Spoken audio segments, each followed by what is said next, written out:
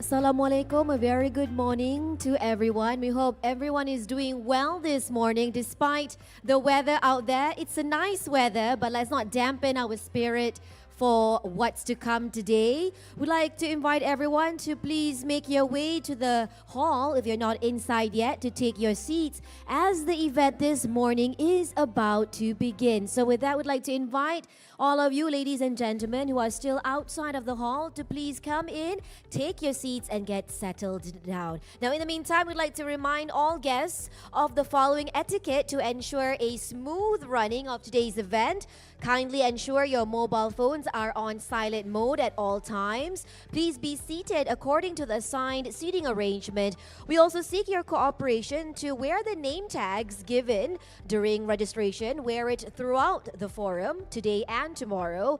And we ask that you stand when I announce the arrival of our guest of honor and do remain standing thereafter for Negaraku and the Selangor State Anthem. Once again, ladies and gentlemen, for those of you who are still outside of the hall, would like to invite all of you to please come in, take your seats as the program this morning will begin shortly. Thank you.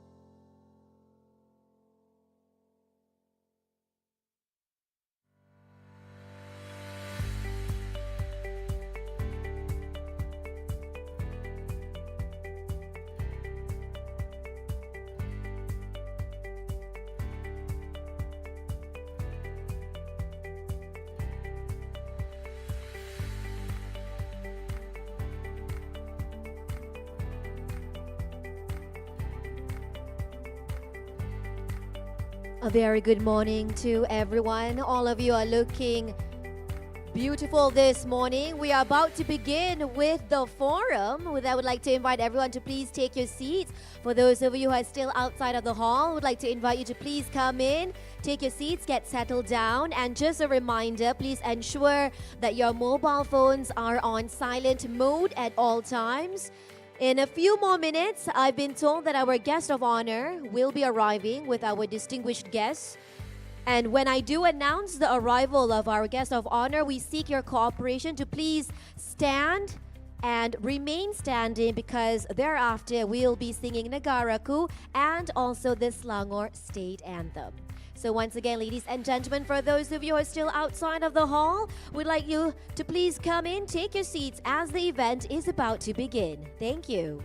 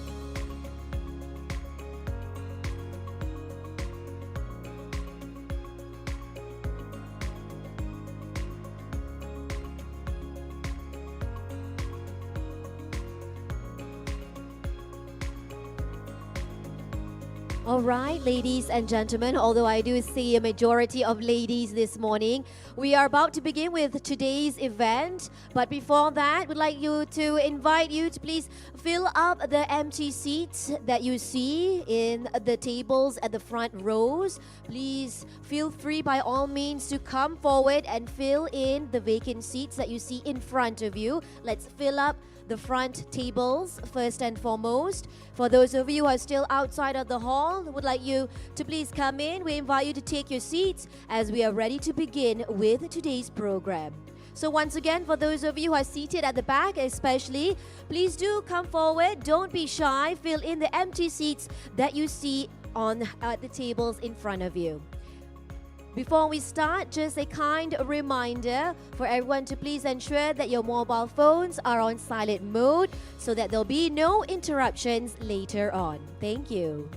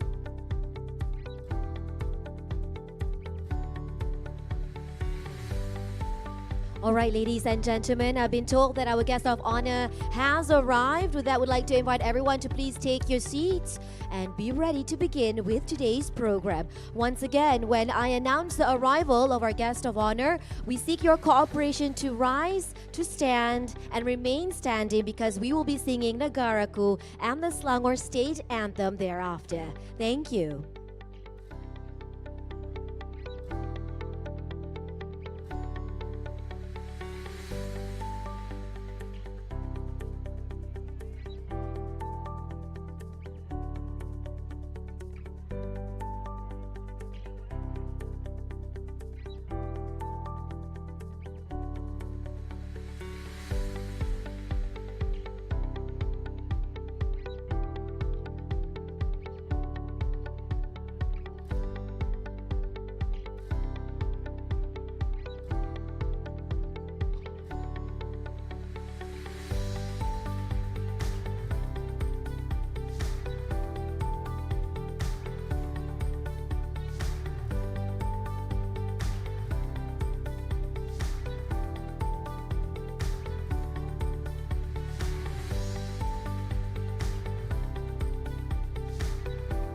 Ladies and gentlemen, we seek your cooperation to please take your seats now as our guest of honor is about to enter the hall. Thank you.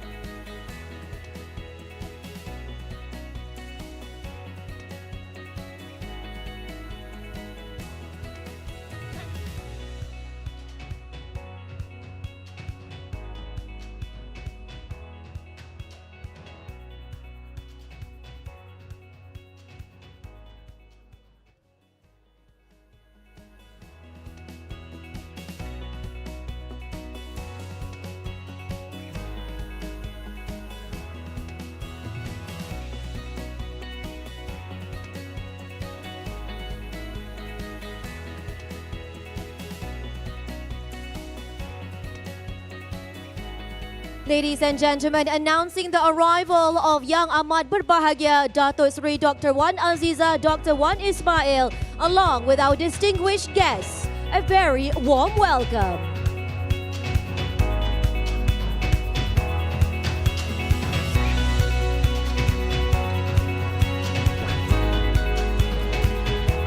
Ladies and gentlemen, please remain standing for the national anthem Negaraku, followed by the Selangor State Anthem.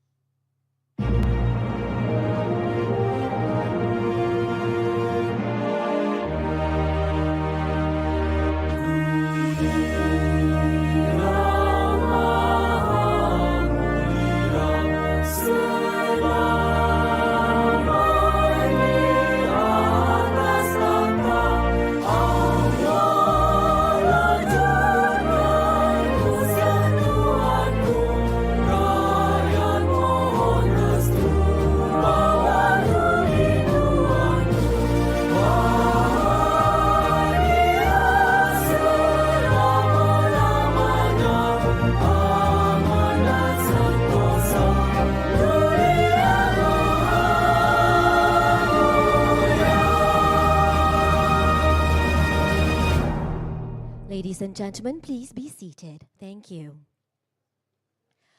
To begin and bless our ceremony today, we'd like to invite Tengku Muhammad Afif, Tengku Azmi to lead the prayer recitation. Please welcome.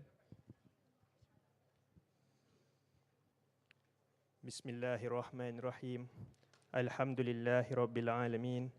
Wassalatu wassalamu ala Sayyidina Muhammad wa ala alihi wa ashabihi ajma'in. Ya Allah, Ya Rahman, Ya Rahim.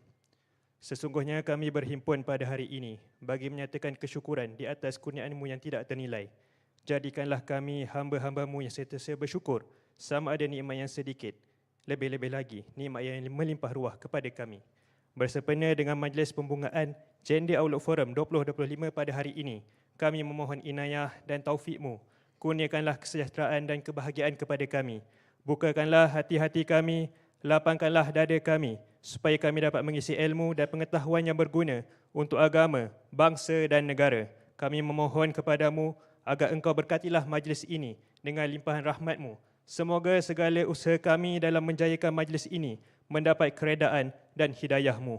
Kami berkumpul untuk menimba ilmu, bertukar pendapat, menjumbangkan buah fikiran, menghubungkan silaturahim dan memberi sokongan ke arah meningkatkan lagi prestasi kami. Kami memohon kekuatan dari hadrat-Mu, Ya Allah, supaya kami yang hadir pada hari ini agar kami dapat melaksanakan segala kebajikan.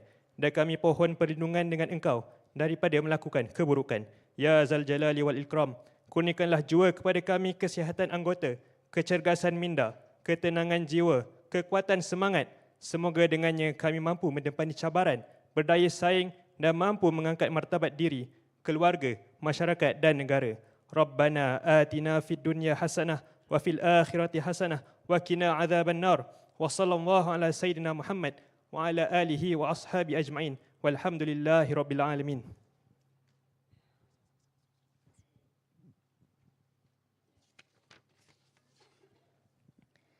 Thank you to Tengku Muhammad Afif. Bismillahirrahmanirrahim. Assalamualaikum warahmatullahi wabarakatuh and warm greetings to all. Salam kita Selangor maju bersama, salam Malaysia Madani. Yang amat berbahagia Dato Seri Dr. Wan Azizah Dr. Wan Ismail, yang berhormat Dato Seri Hajah Nancy Shukri, Minister of Women, Family and Community Development. Yang berhormat Puan Anfaal Saari, Selangor State Executive Councillor for Women Empowerment and Social Welfare. Her Excellency Madam Veronica Tan, Vice Minister of Women Empowerment and Child Protection of the Republic of Indonesia. Yang berusaha Puan Siti Farida Abdul Samad, Chief Executive Officer of Wanita Berdaya Selangor. Yang berbahagia Dato Seri, Datin Seri, Dato, Datin, esteemed speakers and participants, members of the media, distinguished guests, ladies and gentlemen. First and foremost, let us express our gratitude to the Almighty for allowing us to gather here this morning in good health and spirit. And on behalf of the organizer, we welcome you to the Gender Outlook Forum 2025.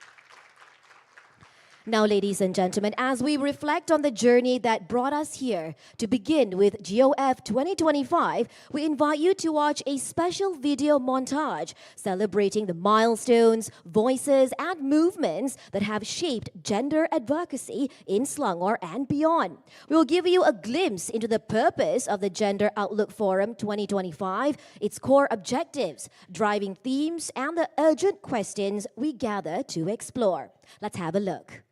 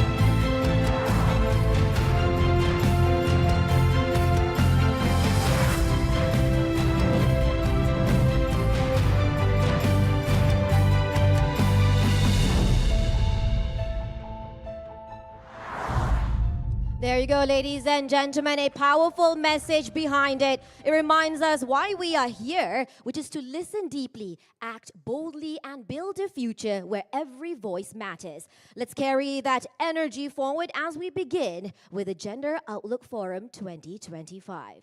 Now, ladies and gentlemen, to officially kickstart the Gender Outlook Forum 2025, we are honored to hear from a leader whose dedication to inclusive governance continues to shape Selangor's progressive landscape. Please join us in welcoming Yang Berhormat Puan Anfaal Saari, Selangor State Executive Councillor for Women Empowerment and Social Welfare, to deliver her welcoming remarks.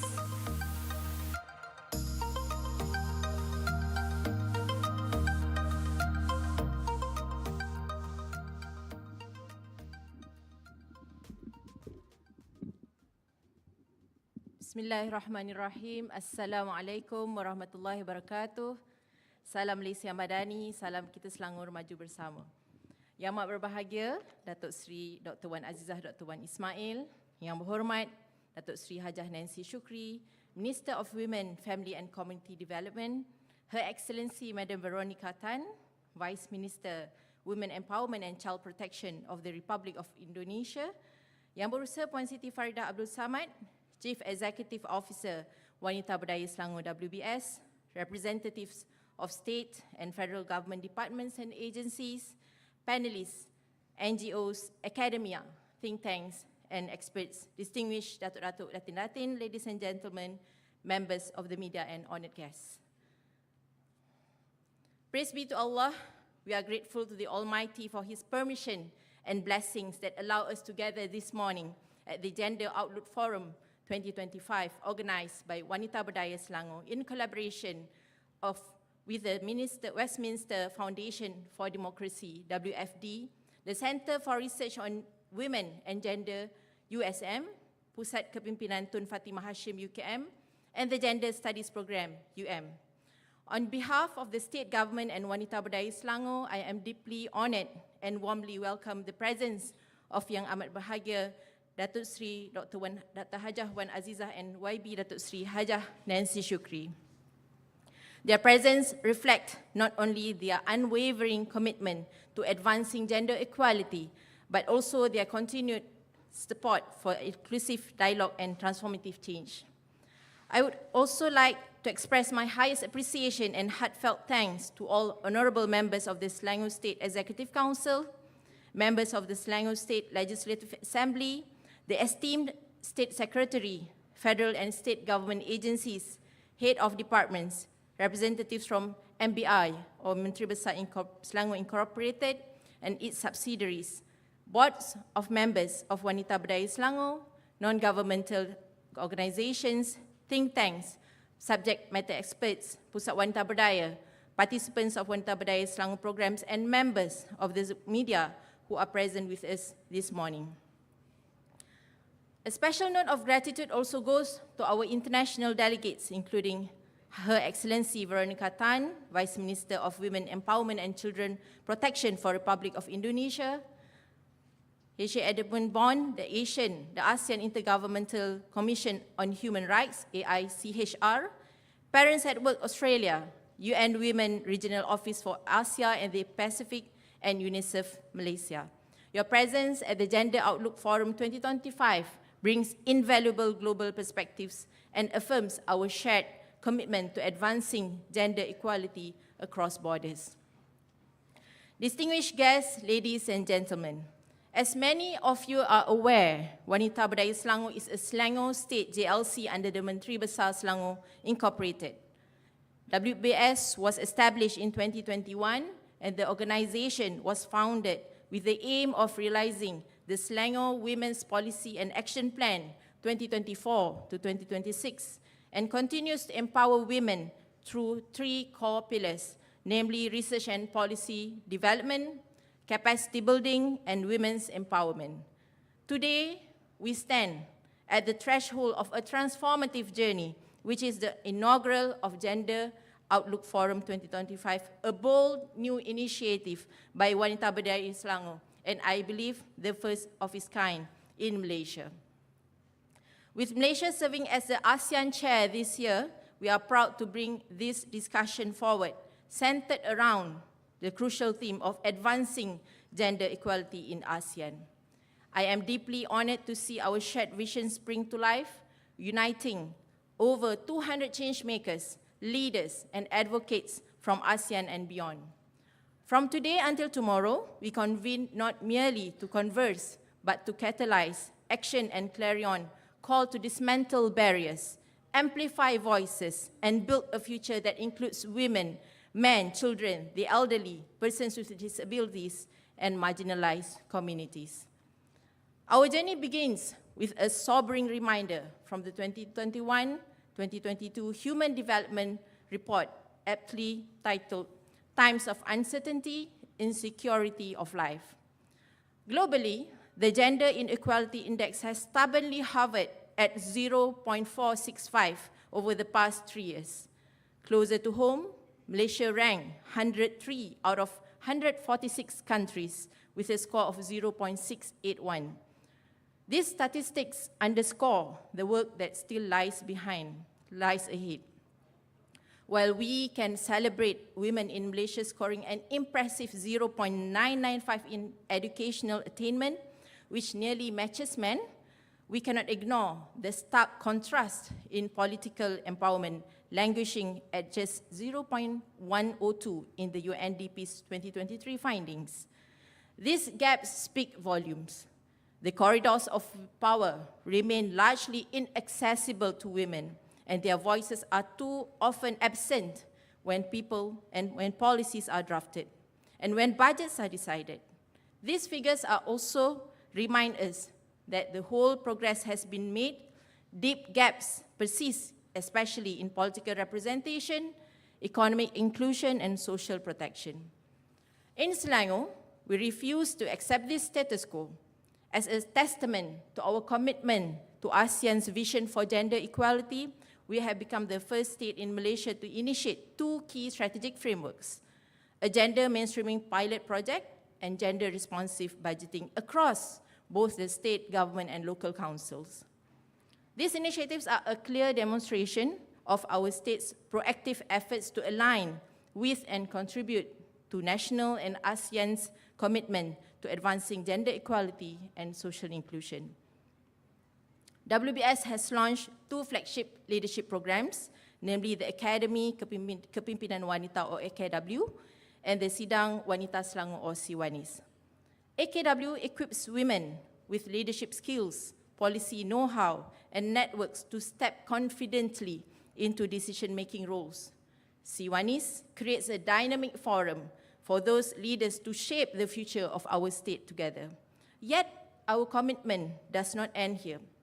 The same Human Development Report highlights that Malaysia's Human Development Index fell 1 spot to 62nd place, while our Gender Social Norms Index sits at an eye-opening 99.54%, far above Singapore's 77.63%.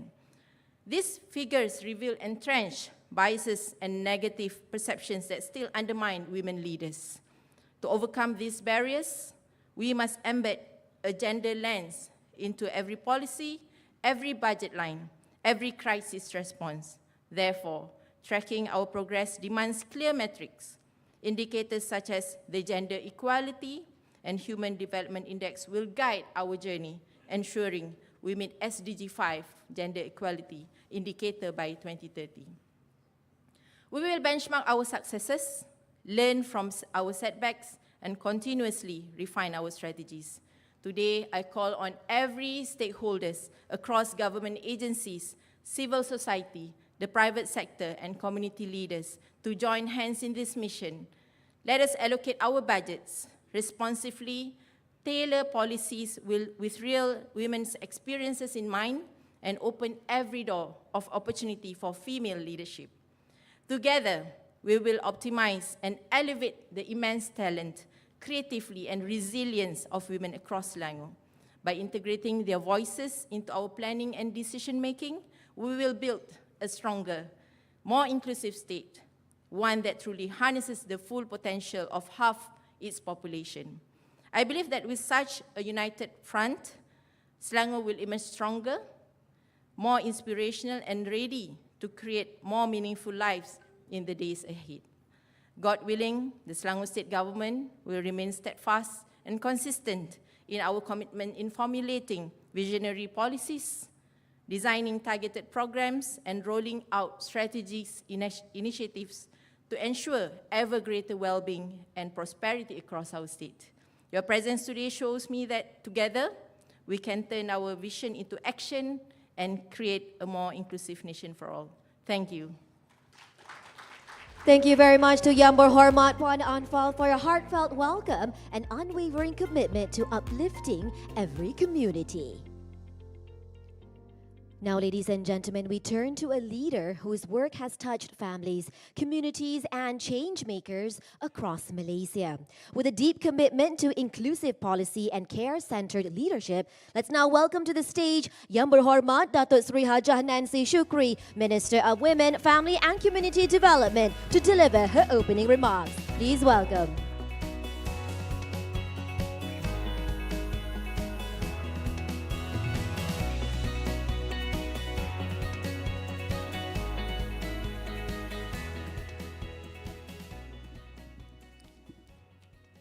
Thank you, MC, for the day. I'm looking for your name here. Well, anyway, thank you so much. Ya, Bismillahirrahmanirrahim. Assalamualaikum warahmatullahi ta'ala wabarakatuh. Selamat pagi. Very good morning to everyone, especially those who came from far away. One of them is from Indonesia. Yang amat berbahagia Datuk Sri Dr. Wan Azizah, Dr. Wan Ismail. Yang berhormat Puan Anfaal Saari, Selangor State Executive Councillor, EXCO for Women Empowerment and Social Welfare. And then Her Excellency, Madam Veronica Tan, Vice Minister, Women Empowerment and Child Protection of the Republic of Indonesia. Yang berusaha Puan Siti Faridah Abdul Samad, CEO, Wanita Berdaya Selangor, WBS. And all the representatives of states and federal government departments and agencies, panelists, non-governmental organizations, NGOs, academia, think tanks and experts, distinguished Datin, ladies and gentlemen, and members of the media and honored guests. Yeah, again, Bismillahirrahmanirrahim, Assalamualaikum warahmatullahi ta'ala wabarakatuh, Salam Sejahtera, and Salam Malaysia Madani.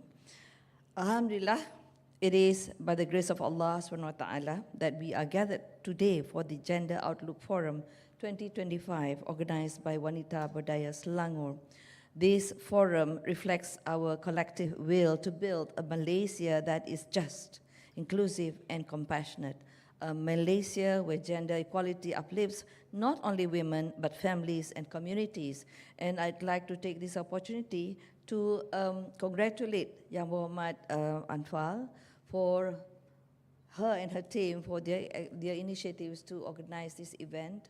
And then I was so impressed by her speech with all the figures shared with us. This is something that we need to share among the women who are around here and also those who are outside there, who will be noticing what you have achieved in your state. So to the Honorable Yang Amat Bahagia Datuk Sri Dr. Hajah Wan Azizah, I extend our deepest appreciation. Your lifelong commitment to championing women has inspired Malaysians to keep striving for a fairer and more caring society. Everywhere she goes, all the women were after her to take picture worse than artists. So I have to control if I'm with her. Well, that's a good spirit among the people who are in Malaysia to be near you. So thank you so much. And to YB Anfaal Saari, Selangor State EXCO for Women Empowerment and Social Welfare, thank you for hosting this meaningful platform. Your leadership shows us that when a woman is empowered, she leads her community with her. Yeah, congratulations. Thank you. It is a privilege to be in the presence of distinguished guests, members of the Selangor State EXCOs, Executive Council, members of the State Legislative Assembly, representatives of federal and state agencies, heads of departments, Wanita Berdaya Selangor board members, NGOs, think tanks, Pusat Wanita Berdaya, participants, and members of the media. A special appreciation to our international delegates, including Her Excellency Veronica Tan, His Excellency Edmund Bond, Parents at Work Australia, the UN Women Regional Office for Asia and the Pacific, and UNICEF Malaysia. I can see you from here. Your presence brings valuable global perspectives to our discussions. It is my honor to officiate the Gender Outlook Forum 2025 alongside passionate advocates and leaders from ASEAN, united with one purpose: to advance gender equality and social inclusion.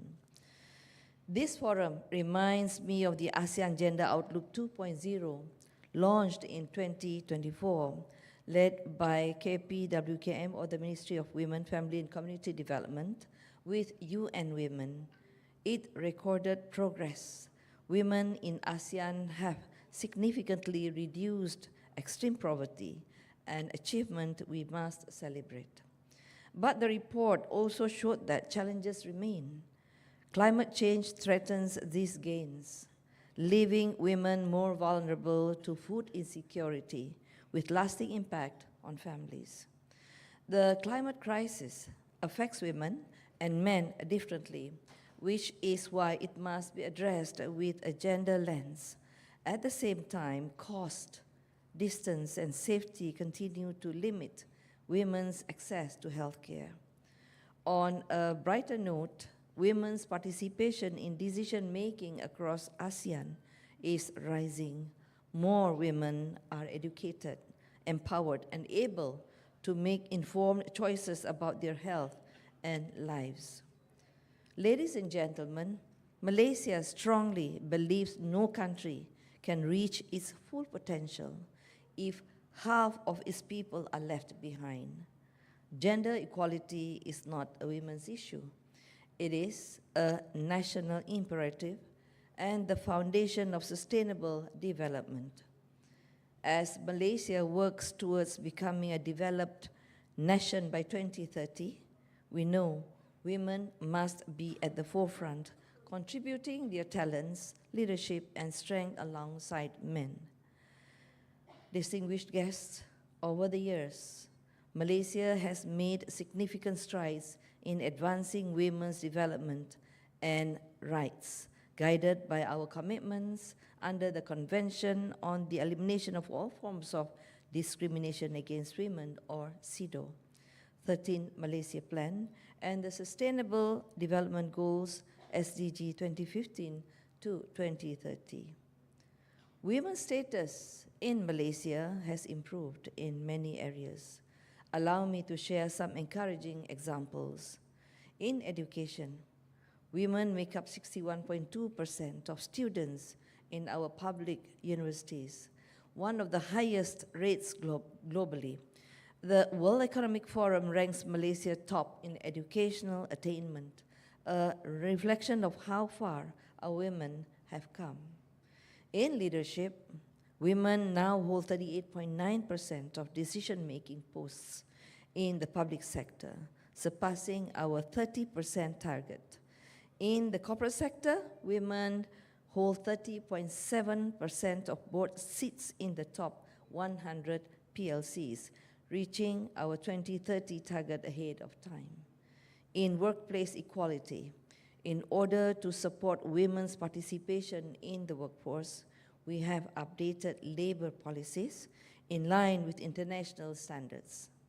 We extended paid maternity leave from 60 to 98 days and introduced 7 days of paternity leave. Also in this policy, no women can be dismissed because of pregnancy.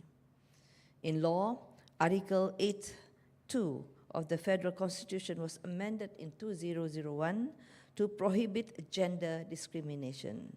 Recently, we took another historic step by amending citizenship laws to allow Malaysian mothers to confer citizenship to their children born abroad, with effect expected in 2026. These are not just government milestones, they are Malaysian milestones, built on the courage of women and men, advocates and communities who believe in fairness and equality. Ladies and gentlemen, despite the progress, we recognize the challenges Women's labor force participation remains at 55.8%, one of the lowest in ASEAN. Many women leave the workforce due to caregiving demands and rigid workplace structures. Under the Madani economic framework, we aim to raise this to 60% by 2030. To achieve this, KPWKM is leading several key efforts.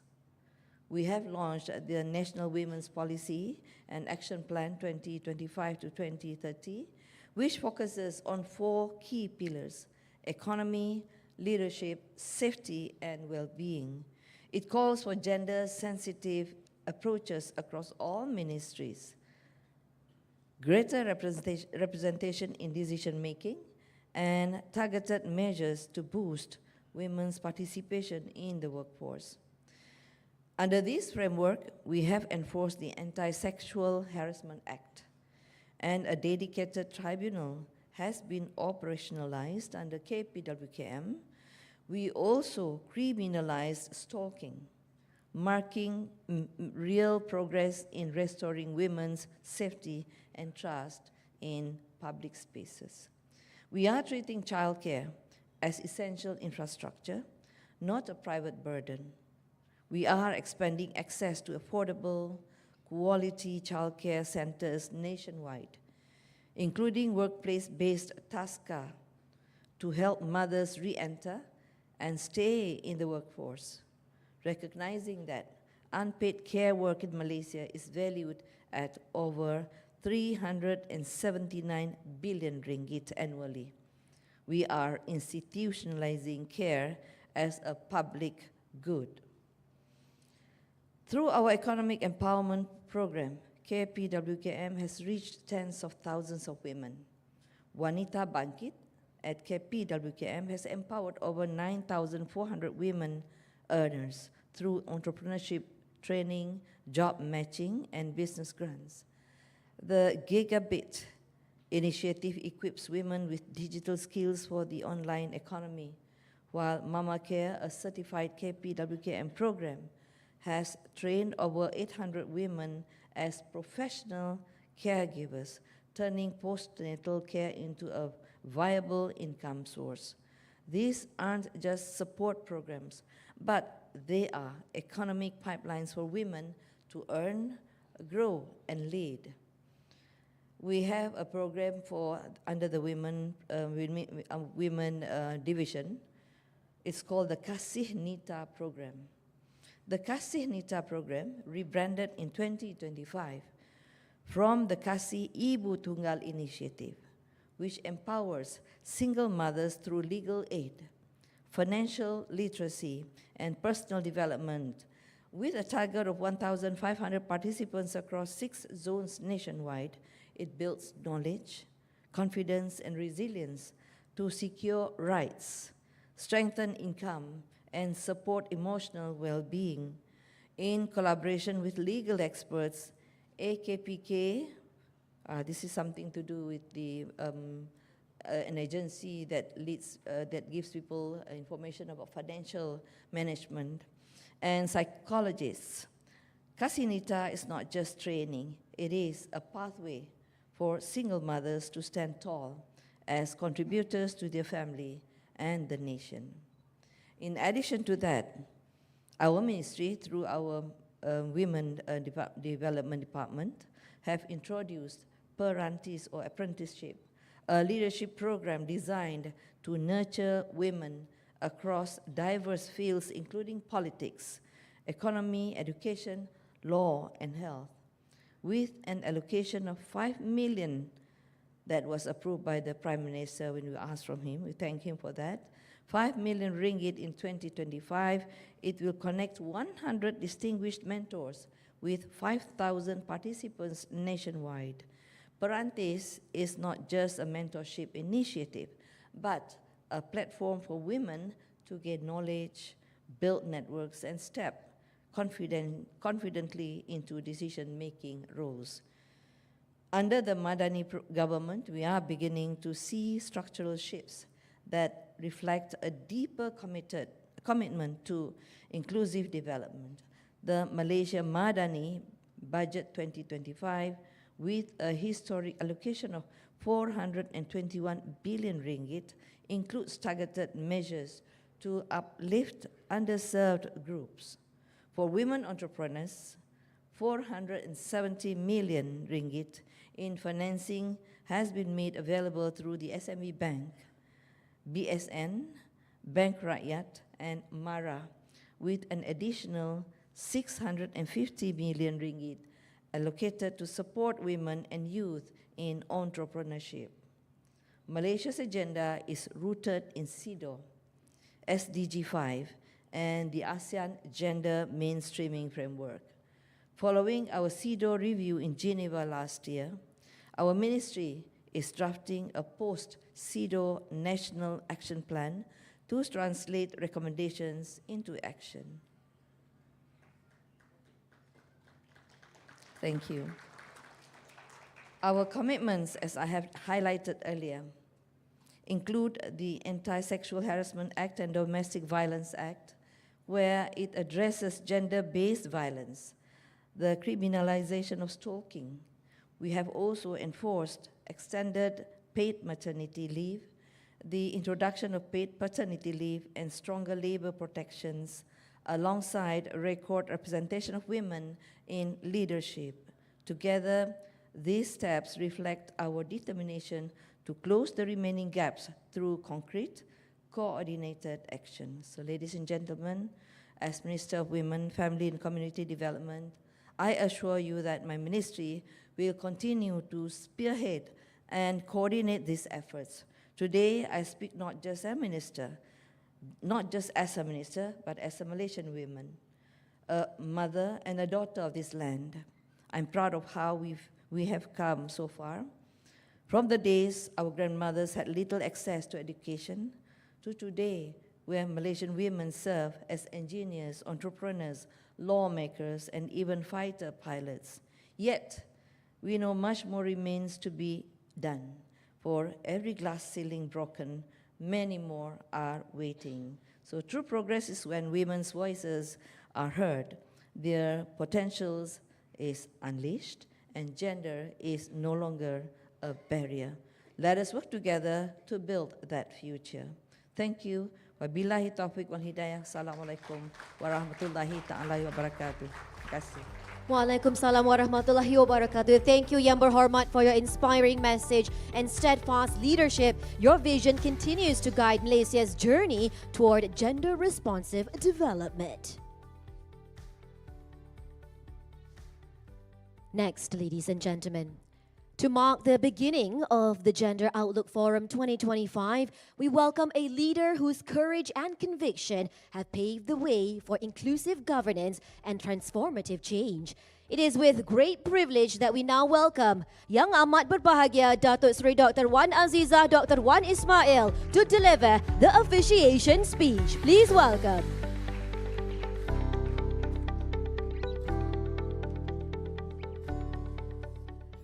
Terima kasih kepada pengacara majlis Saudari Nadia Azmi.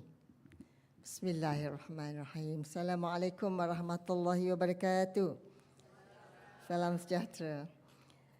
Yang berhormat sahabat saya, my colleague, Dato Seri Hajah Nancy Shukri, Menteri Pembangunan Wanita, Keluarga dan Masyarakat. Yang berhormat anak anda Puan Anfaal Saari, Pengerusi Jawatan Kuasa Tetap Pemberdayaan Wanita dan Keluarga, Kebajikan Masyarakat dan Ekonomi Penjagaan Negeri Selangor. Saya baru cerita pada YB Nancy bahawa bila YB Anfaal dilahirkan, ayahnya beritahu pada saya, itulah lepas reformasi itu dia dapat Anfaal. Her Excellency Madam Veronica Tan, Vice Minister Women Empowerment and Child Protection of the Republic of Indonesia, Yang Berusaha Puan Siti Faridah Abdul Samad, Ketua Pegawai Eksekutif Wanita Berdaya Selangor, Pegawai-pegawai jabatan dan agensi kerajaan negeri, distinguished guests, panelists and participants, pakar-pakar bidang, ahli-ahli akademik, rakan-rakan media, wakil-wakil pertubuhan bukan kerajaan, tuan-tuan, puan-puan, hadirin hadirat yang dihormati sekalian. Alhamdulillah, Alamin. Kita pada pagi ini kita dapat bersama-sama dalam satu program yang sungguh bermakna.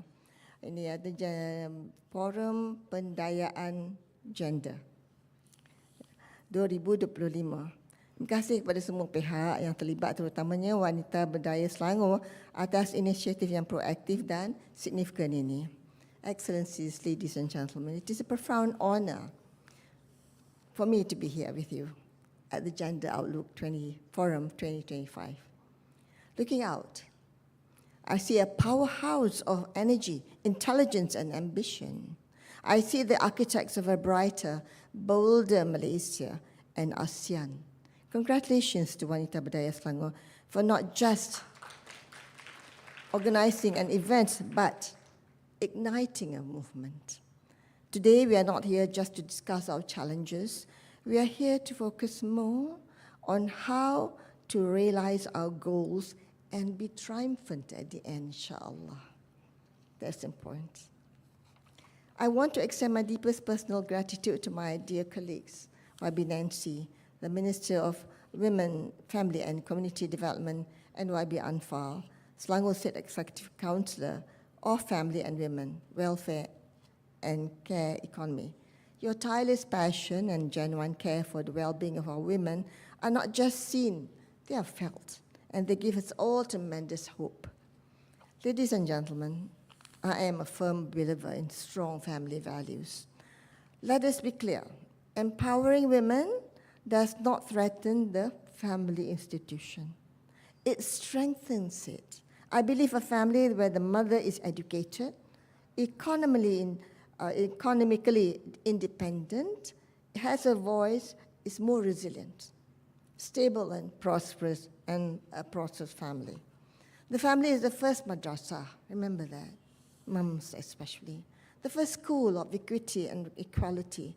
It is where our sons, more important, learn to respect women by watching how their father treats their mom. It is where our daughters learn to have a voice by being heard and valued. The principles of compassion, rahmah, justice, adil, and mutual respect, ihtiram, are very cornerstones of both a strong family and a gender-equal society. They're not mutually exclusive, they're one and the same. Our strength as a society is rooted in our families. As an empowered woman is the ultimate amplifier of those family values. A mother teaches her children about courage. A mother who is an innovator teaches her children to solve problems. The family is our launchpad, and we equip our children with the values of respect, empathy, and the bold belief that they can achieve anything they set their minds to, inshallah. And also adab, akhlaq yang mulia, good behavior. You must be very polite. You must know your values, and that's how people see you, and your image is important. And you pass that to your younger generation. As mentioned before, we score highly in educational attainment for women, a proof to our priorities in the past. Yet we lag behind in economic participation and political empowerment.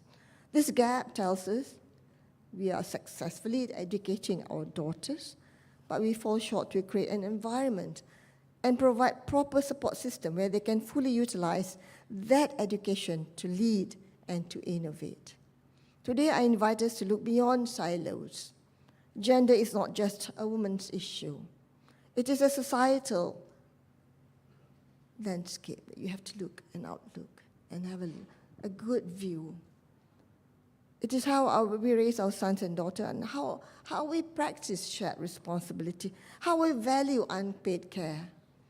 I remember that my mom having to do everything, and she did mention that if I had the means to be educated, or my mom had the means to be educated, I'll be a minister.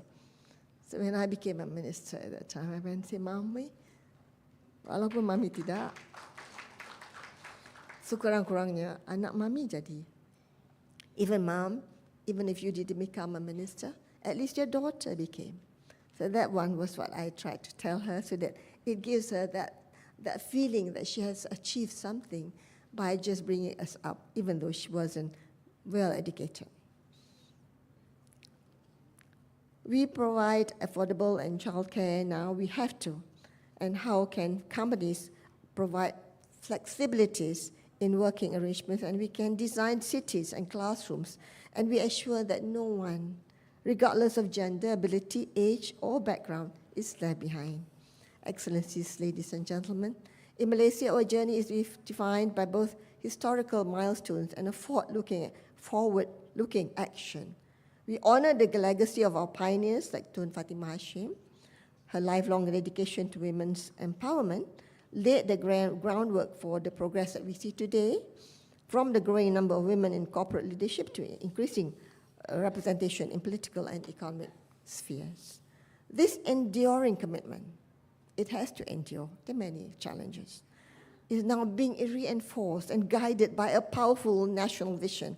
So the Ministry of Women, Family and Community Development, through the National Women's Policy 2025-2030, has established a comprehensive roadmap for women's development across all sectors, as you heard our minister mentioning before. This policy is crucial, it's a crucial tool for ensuring that our efforts are cohesive, impactful, and aligned with national goals. This vision of gender equity extends beyond our borders because we are ASEAN. It is a core principle of our ASEAN community. We are working together to address shared challenges, from promoting women's economic empowerment to combating gender-based violence.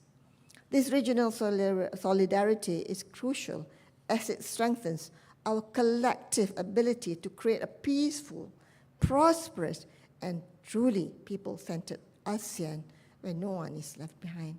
It is an honor to welcome our esteemed speakers, panelists, and participants who have joined us from all over the world. I warmly encourage you to connect with one another, share our stories, learn from each other, and we know from each other that we have different experiences. I wanted to become a good doctor. I was for a while. I thought so anyway. Then fate had it. So women are sometimes, laden with responsibilities that I wasn't prepared for yet. This is part of our life, and how we, being as wives and mothers, like suddenly you have a life to take care of. So you need the support. We have so much to offer, yet we need that support system because a family is important, the crucial unit in any society. Remember that, and you are all mothers or sisters or daughters, and now I'm a grandmother. Still, this is important, a crucial role in our life. So we must adapt with wisdom, ensuring that we align with our own unique culture and values and strengths in ASEAN. So what we take from wherever, we must align with our own culture and our own strength. Personally, I see great progress. More families are embracing shared responsibility at home, and our support systems, from affordable childcare to flexible work policies, are growing stronger. Our task now is to build on this momentum, ensuring these foundations are solid enough to truly accelerate women's empowerment and bring about significant and lasting change. I believe that this forum is our chance to reimagine, to move from data to dignity, from policy to possibility. Let us build a Malaysia where gender equity, child well-being, disability inclusion, and social justice are not just aspirational, but operational.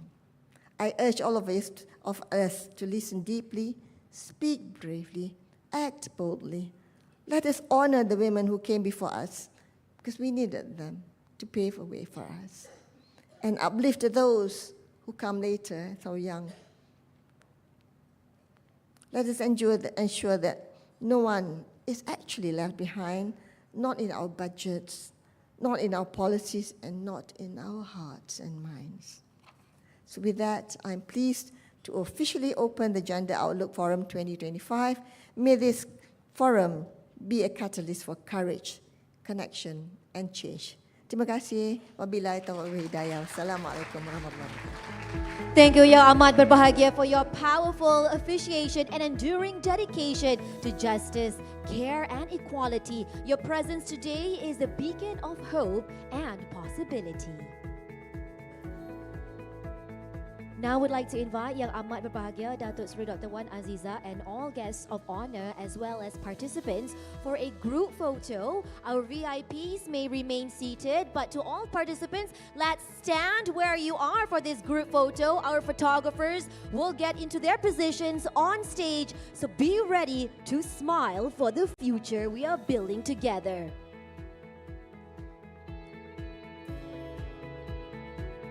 Okay, I see everyone has decided to gather near our esteemed VIPs. All right, everybody, let's look forward. Get ready to smile for the camera as they snap away.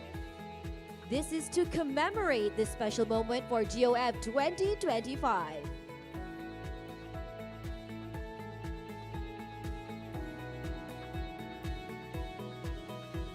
Let's give some love.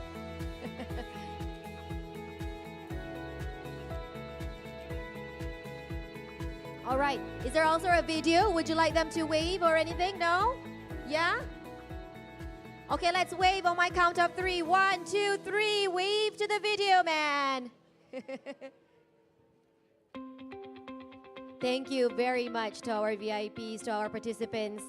Ladies and gentlemen, we now like to announce the departure of our guest of honor, Yang Amat Berbahagia Dato Seri Dr. Wan Azizah, Dr. Wan Ismail. We are truly grateful to have had Yang Amat Berbahagia grace us with her presence at the Gender Outlook Forum 2025.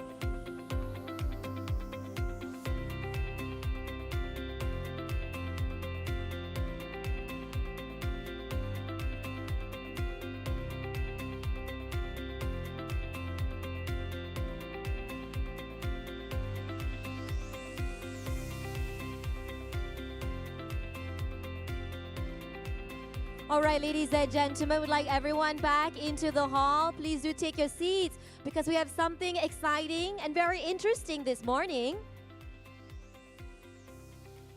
All right, ladies and gentlemen, we'd now like to invite you to immerse yourself in the rhythm, color, and spirit of Selangor. Enjoy a captivating traditional dance performance by Tourism Selangor, celebrating the cultural richness and diversity that continue to shape our shared identity. Enjoy, ladies and gentlemen.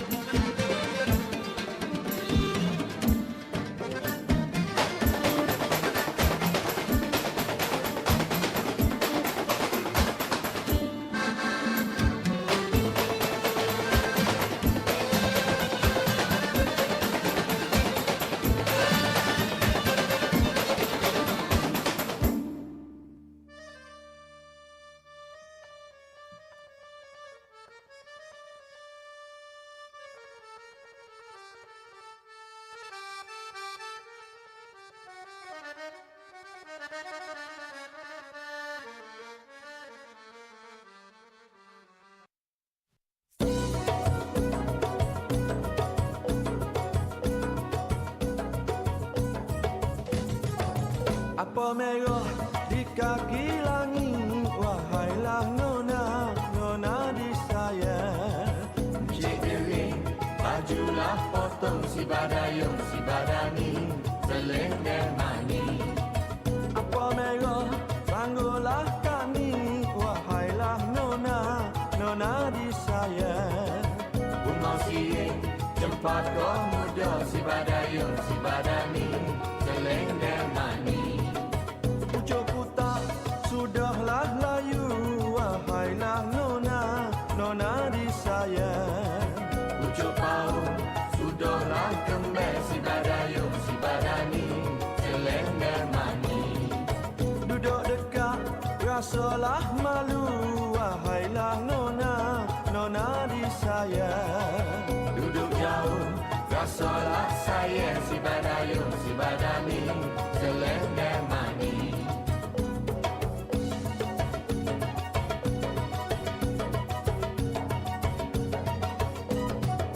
Apa merah, sanggulah kani, wahailah nona, nona disayang. Umar siye, jempat kau muda, si badayung, si badani, selender mani. Pucuk putak, sudahlah layu, wahailah nona, nona disayang.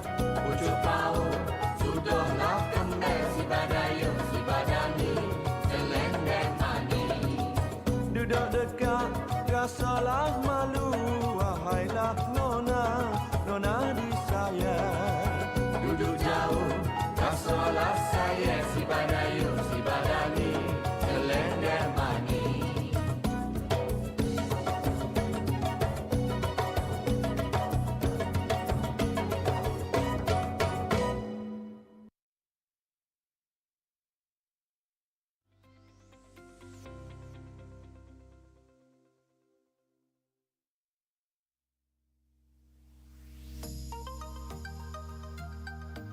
Thank you to Tourism Selangor for that stunning performance, a vibrant celebration of our cultural heritage and the spirit of unity that grounds today's conversations.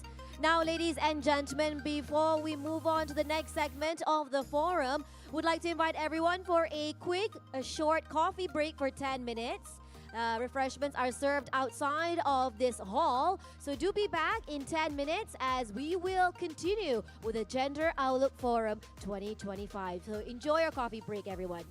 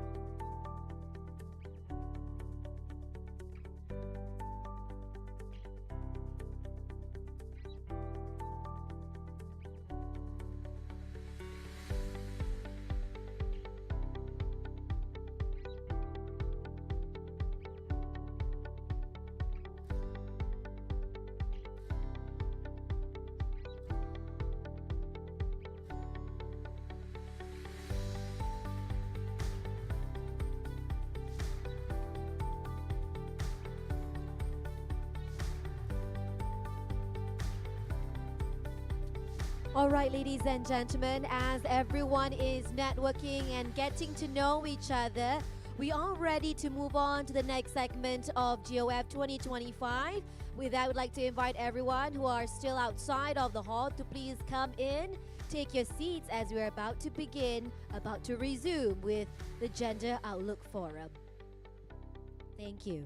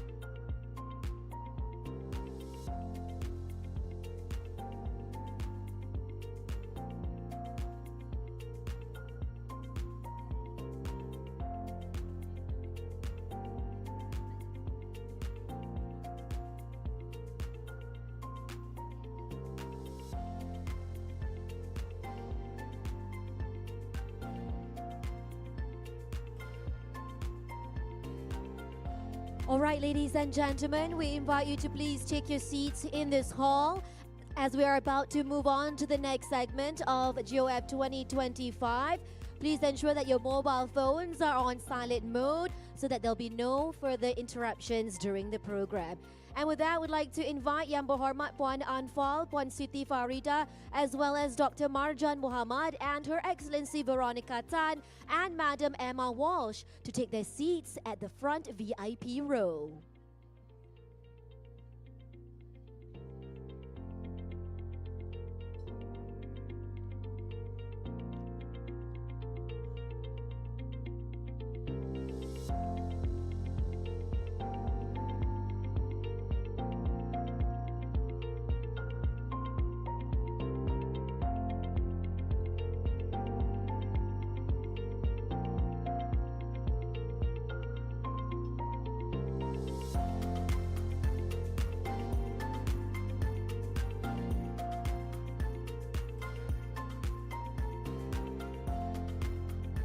All right, ladies and gentlemen, hope you had a good break. I'm sure everyone is eagerly awaiting for what's up ahead for GOF 2025. Now we move on into a significant moment of today's program, which is the exchange of the Collaboration Partnership Agreement, or CPA, between Wanita Berdaya Selangor and INSEAD University. This partnership reflects a shared commitment to advancing inclusive innovation and care-centered economic resilience. Now, for the official exchange, we'd like to invite to the stage Yang Berhormat Puan Anfaal Saari, Puan Siti Farida Abdul Samad, and Dr. Marjan Muhammad, Deputy President of Research, ISRA Institute at INSEAD University. Ladies and gentlemen, please welcome them to the stage.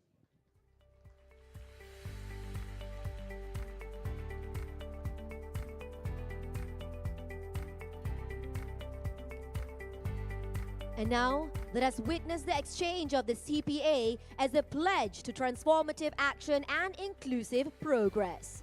Together, they will drive 3 key initiatives. 1, a coaching framework to support MSME sustainability in early childhood care and education. 2, a policy mapping effort to incentivize at-home assistive technology, promoting aging in place. And thirdly, the development of Finesse, a financial index for special needs economic stability and empowerment. Let's give them a round of applause, ladies and gentlemen. Thank you to our dignitaries for gracing us with this meaningful collaboration partnership agreement.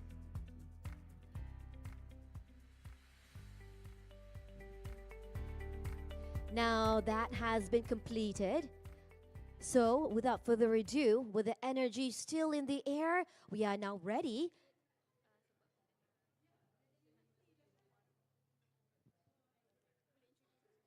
We are now ready to begin with the first session for the Gender Outlook Forum 2025, which will be on advancing gender mainstreaming, strengthening government capacities, and gender-responsive data systems. In this session, our speakers will explore how data and governance intersect to shape inclusive futures where policies reflect lived realities and systems respond to diverse needs. Moderating this session will be Omna Srini Ong, founder and principal consultant of Engender Consultancy. With over 30 years of experience shaping gender and human rights policies across government, corporations, and grassroots movements, Omna brings a wealth of insight and strategy to the table. She is also the co-founder and lead of the Gender Budget Group Malaysia and serves as co-chairperson of the Malaysian CSO SDG Alliance. Now, to begin, we'd like to invite Omna Srini Ong together with her distinguished speakers to the stage, Mr. Wan Muhammad Shahrul Nizam, Wan Muhammad Najuri, Senior Director of Population and Demographic Statistics from the Department of Statistics Malaysia, and Sneha Kaul, Statistics Analyst from UN Women. With that, ladies and gentlemen, please give them an applause.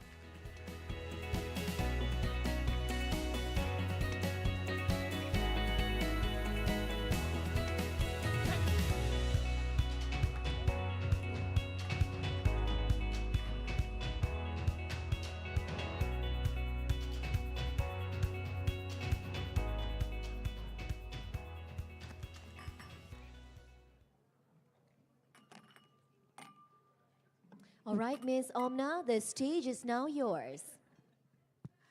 Hi, good morning, everyone. How's everyone feeling after the morning session? Hopeful? Excited? Yeah, want to be part of the process? Yes? Yes, indeed, indeed. So I'm Omna Sriniong, and I'm delighted to be the moderator today. I believe the panelists have been introduced. And so maybe I'll take us, first of all, I must express the apologies of Town Planner Technologist Norlisa, who is unable to join us today. And so let's get started, shall we?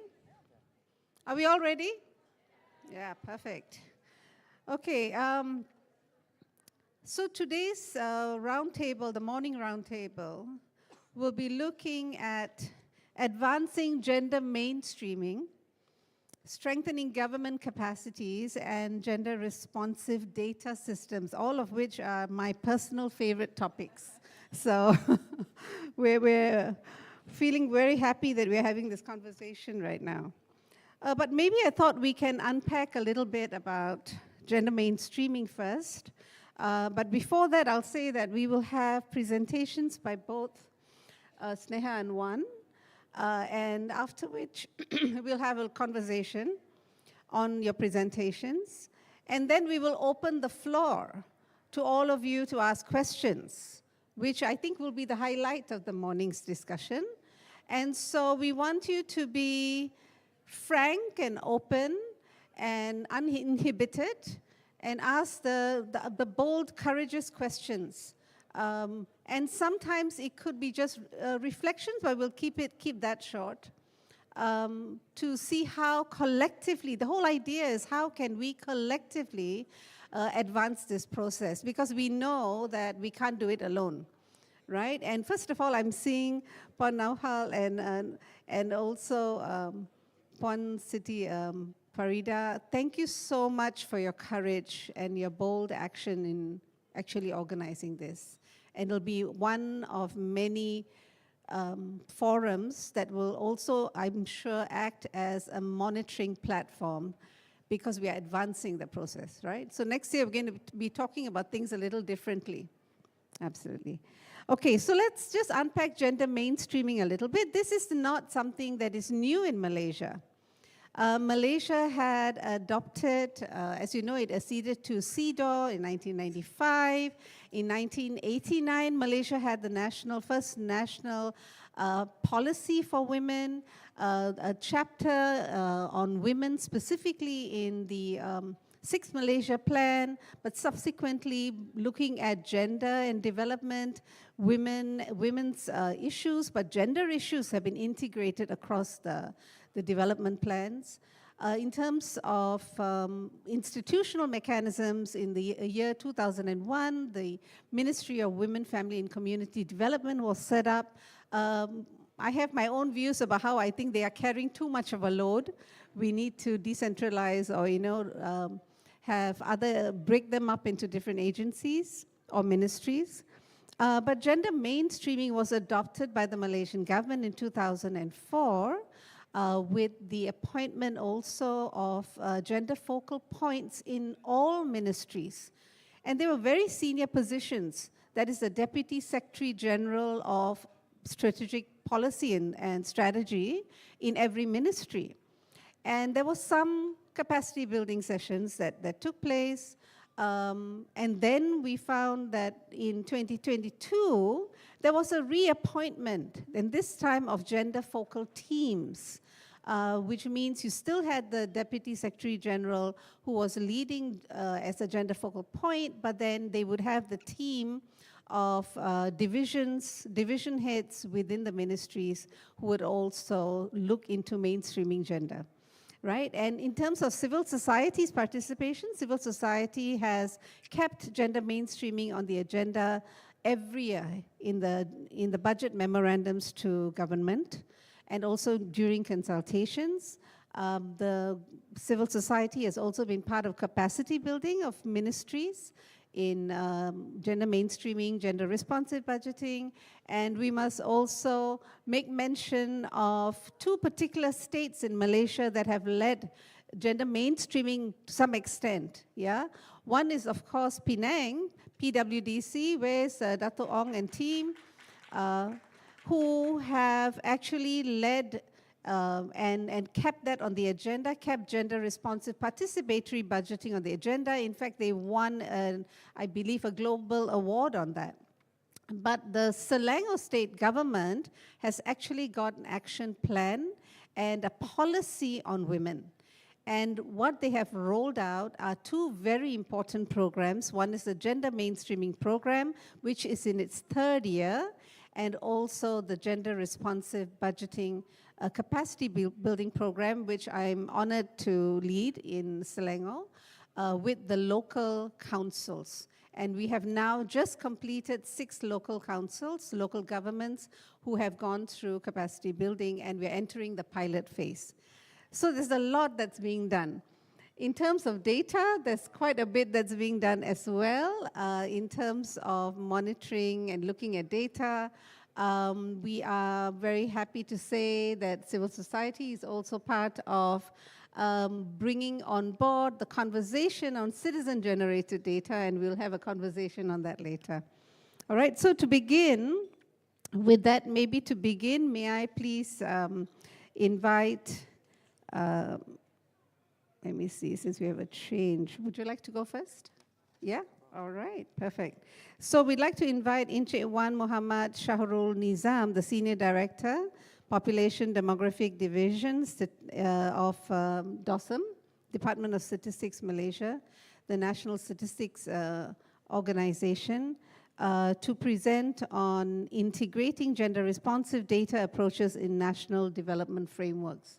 So over to you, Wan, please.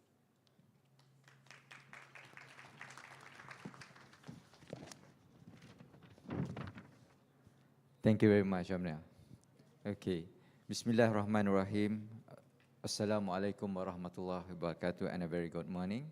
Yang berhormat Puan Anfaal Saari, Selangor State Executive Councillor, EXCO for Women Empowerment and Social Welfare. Thank you, YABhg. Thank you again. On behalf of Deputy Chief Statistician, he will apologize. I'm not able to attend, but it's an opportunity to meet again, and I would praise Selangor. Last year is more about family, establishing how to improve the TFR and so much, and this year around is gender. Thank you, YABhg. Yang berusaha Puan Siti Farida Abdul Samad, Chief Executive Officer, distinguished guests, panelists, non-governmental agency, academia, think tank and expert, distinguished Dato, Datin, members of the media, and ladies and gentlemen. On behalf of the Department of Statistics Malaysia, I would like to express our sincere gratitude for inviting us as one of the panel speakers at this Gender Outlook Forum 2025. I'm standing here not to give lecture on statistics, but just to share the portrait of women in Malaysia. This forum is timely, as gender data is not just about numbers, but about ensuring every woman and girl is visible in our statistics and policy. I really admire YB. I think most of the statistics you have touched during your speech. Okay, so I'm going to discuss 4 things, which is why actually we need the gender responsive data and why it is matters.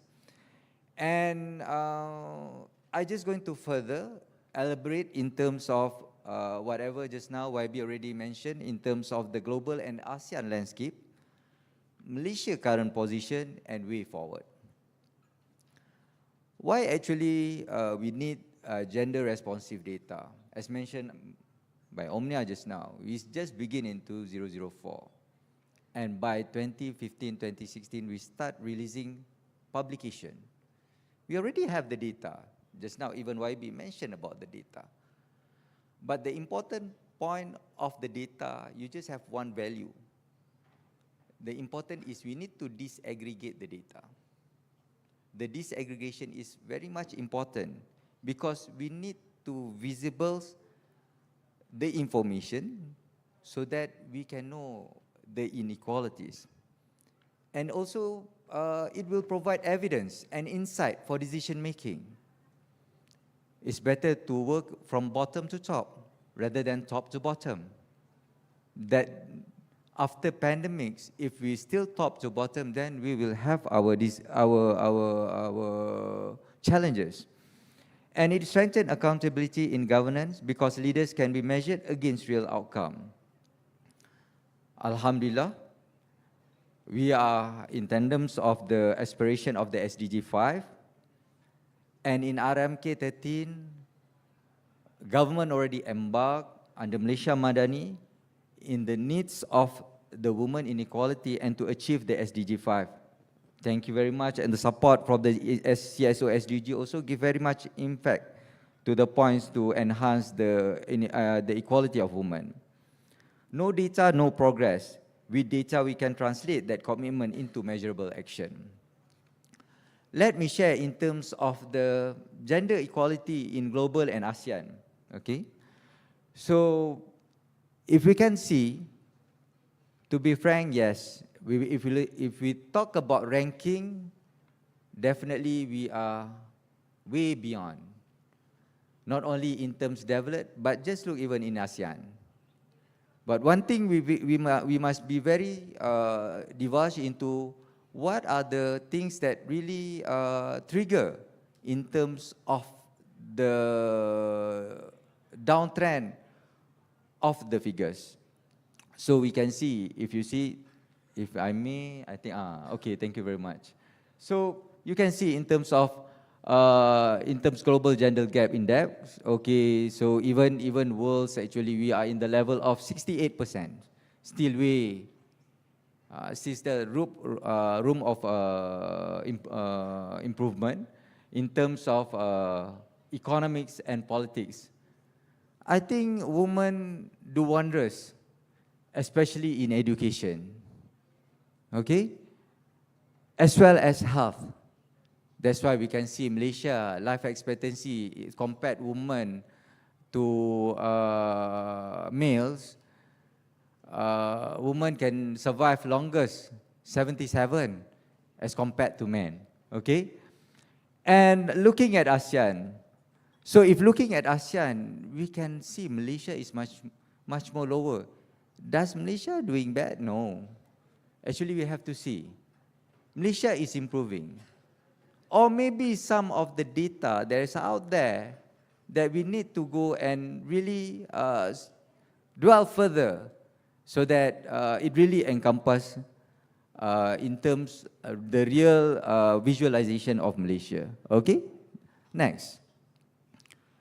Before I further in terms of dissecting in terms of the composition, let me share in terms of Malaysia woman portrait. Next. Okay, this is Malaysian woman population in 2025.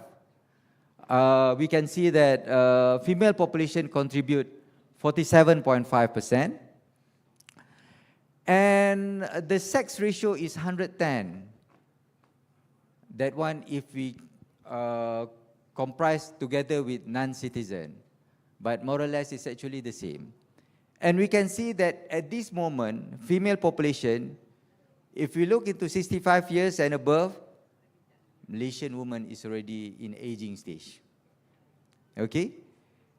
And we are moving toward warga emas if let's say we using dasar warga emas and our composition of belia is reducing, is actually getting smaller. Okay? And we can see as the countries or the state become aging, so the female dependency ratio starting to increase. And partly we can say that once the TFR become lower, which is below 2.1, at this moment 1.7, so we can see the size is getting smaller and smaller. And the median age also proving that women's is actually no more going for just having relationship and marriage, but also have advancements in the careers. And women also, as I mentioned earlier, have a very good health, maintaining health. So the LE, life expectancy at birth for female is 77.8. How about women in future? Next. So this is our Malaysian, we can say this is our password actually, 20594238. What does it mean? By 2059, our population, Malaysia will peak at 42.38 million. What does it mean is peak? After that, after the peak, the optimal level, the population start to decline. Okay? So it will same goes to the woman. Okay? Just to share, next. In terms of the distribution, okay? So the distribution, if let's say under citizen and non-citizen, we can see that not much different, okay? Definitely because citizen dominant in terms of the woman distribution. Okay. Moving ahead, in order to kickstart in measuring the woman portrait in Malaysia, Alhamdulillah, with yang amat berbahagia just now, Dato Seri Dr. Wan Azizah, she's the one who actually kickstart in terms of embarking into having statistics for women empowerment. So Alhamdulillah, DOSM, starting in 2013, by limited distribution and starting 2017, we start releasing to publish.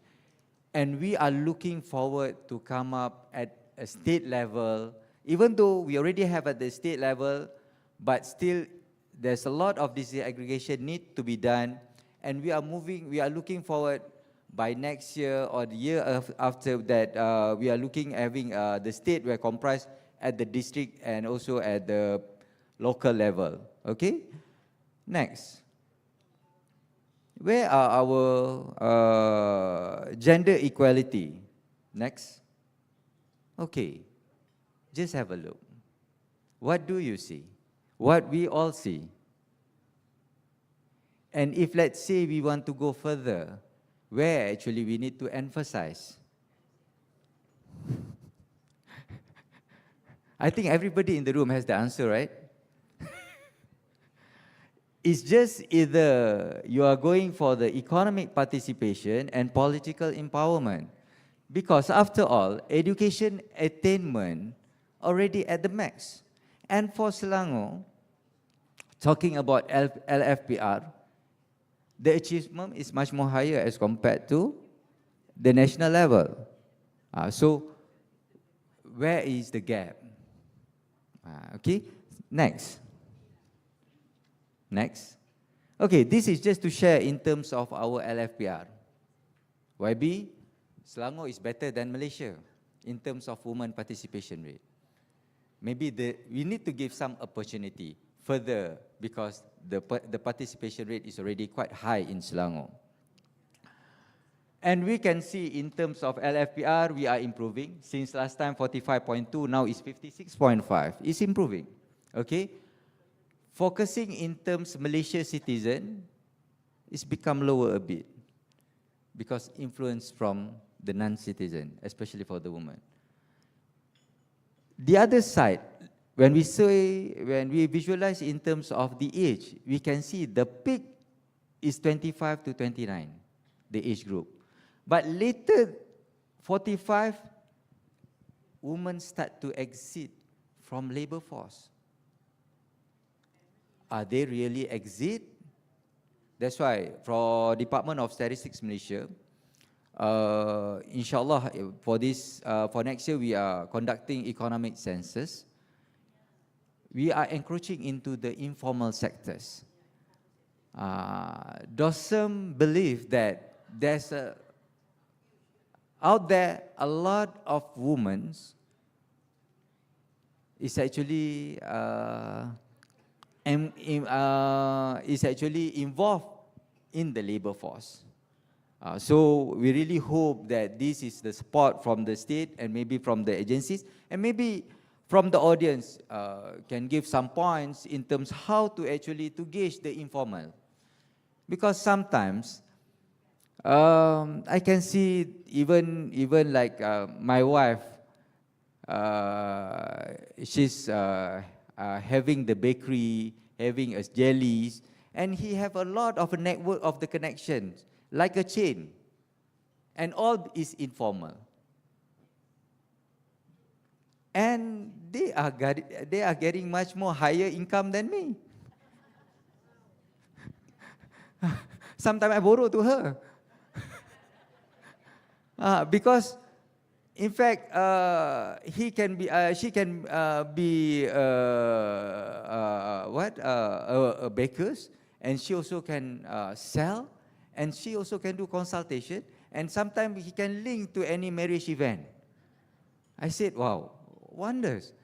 That's just talking about the side of having bakings, but there's a lot out there. The professionals. So we need to gauge to that extent. So DOSM, inshallah, next year under the economic census, we will try to work hard together with state office and local authority to engage. And in fact, I'm talking to Amna better with the civil society, try to increase the literacy, the importance of need to improve in terms of the data. Okay, looking at the Malaysia gender wage. Okay, next. Yeah, no doubt, but it's improving. But I don't like to see this gender. But just to inform, in terms of the share distribution in index, the wages really influence. But I believe under the Malaysia Madani, inshallah, under the RMK 13, the pay gaps will improve. Okay. Next. This in terms of the employment. We can see women more focused in clerical support, professional services and sales workers. I believe women can go beyond. Okay. Next. In terms of academic excellence, I don't want to say much. I think women superb in terms of education.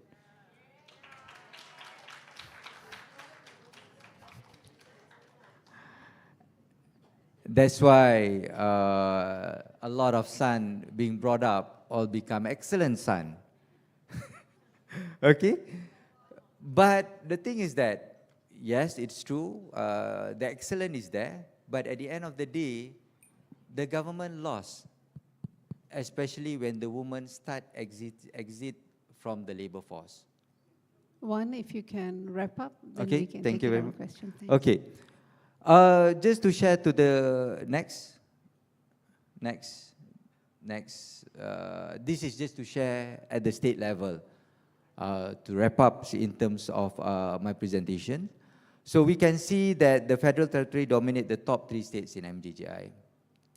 But the thing is that, what I can say is that the important part is that we have to look into the economic participation, opportunity and political empowerment. Okay? Gender responsive data is not just for the federal, but it's meant for the civil society, for the community, for the local authority as well as the state. Congratulations, Selangor, you already encroached into gender GRB. It's really important. I think we talked a lot last time, and it's under the Beyond GDP. And I think with such commitment, the disaggregation of data, then the data can really portray what we really need to be done, and what are the best policy fit in order to improve the equality and inclusiveness. Thank you. Thank you very much, Encik Wan. You brought up some very important points. I think we can take that up. Please note down your questions and comments. We'll come to you in a bit. You spoke about making visible the inequalities. You shared also, you highlighted, I think what we also already know, areas in which women have shown that they are ready and they have potential, and that is in education, in entrepreneurship, in capacity to lead where they are and within their environment, which means what's holding them back, right? So it's definitely not them, but an ecosystem that needs to be created. We can discuss that in a bit. Now I'd like to invite Sneha Kaul, who is the statistics analyst from UN Women. Welcome her to Malaysia, please. She will be presenting on closing the data gap, strengthening gender-responsive policy, and evidence-based insights. And I want to say this is so timely because, you know, the recent high-level political forum on the SDGs in New York, I just came back from there as well, and the theme is science and evidence-based policy making. That if we didn't know, that's really always been on the agenda, but now there is a spotlight on it because that's where we can talk about greater disaggregation. Thank you. Over to you. Thank you. Thank you. Good morning, everyone, and thank you for giving UN Women an opportunity to be part of this excellent forum. We've started very strong with a very inspirational words and a fantastic dance performance as well. I have about 10 minutes. I'll do 3 things. First, I would show you very quickly where gender data gaps persist. Second, I want to show you a framework for thinking holistically about closing gender data gaps. And finally, I want to leave you with some stories of hope. So hopefully that sounds like a good plan. Next. Next. So before we dive in, 2 quick definitions so we're all on the same page. The SDGs, I'm sure you're all familiar with, are the UN's 17 goals. There is an associated indicator framework with the SDGs, which is a simple set of measures that countries use to track progress. Many of those measures still are not collected or broken down by sex, which means that women and girls can be invisible in the data. So what you see on the screen, it's very colorful, it's the SDG framework with 234 unique indicators. And what you see in the different colors is the data availability. This is the global metric. And this really varies by the goals, as you can see. The green blocks on the screen indicate better data availability. Yellow and orange, not so much. And red blocks really show significant data gaps. Next.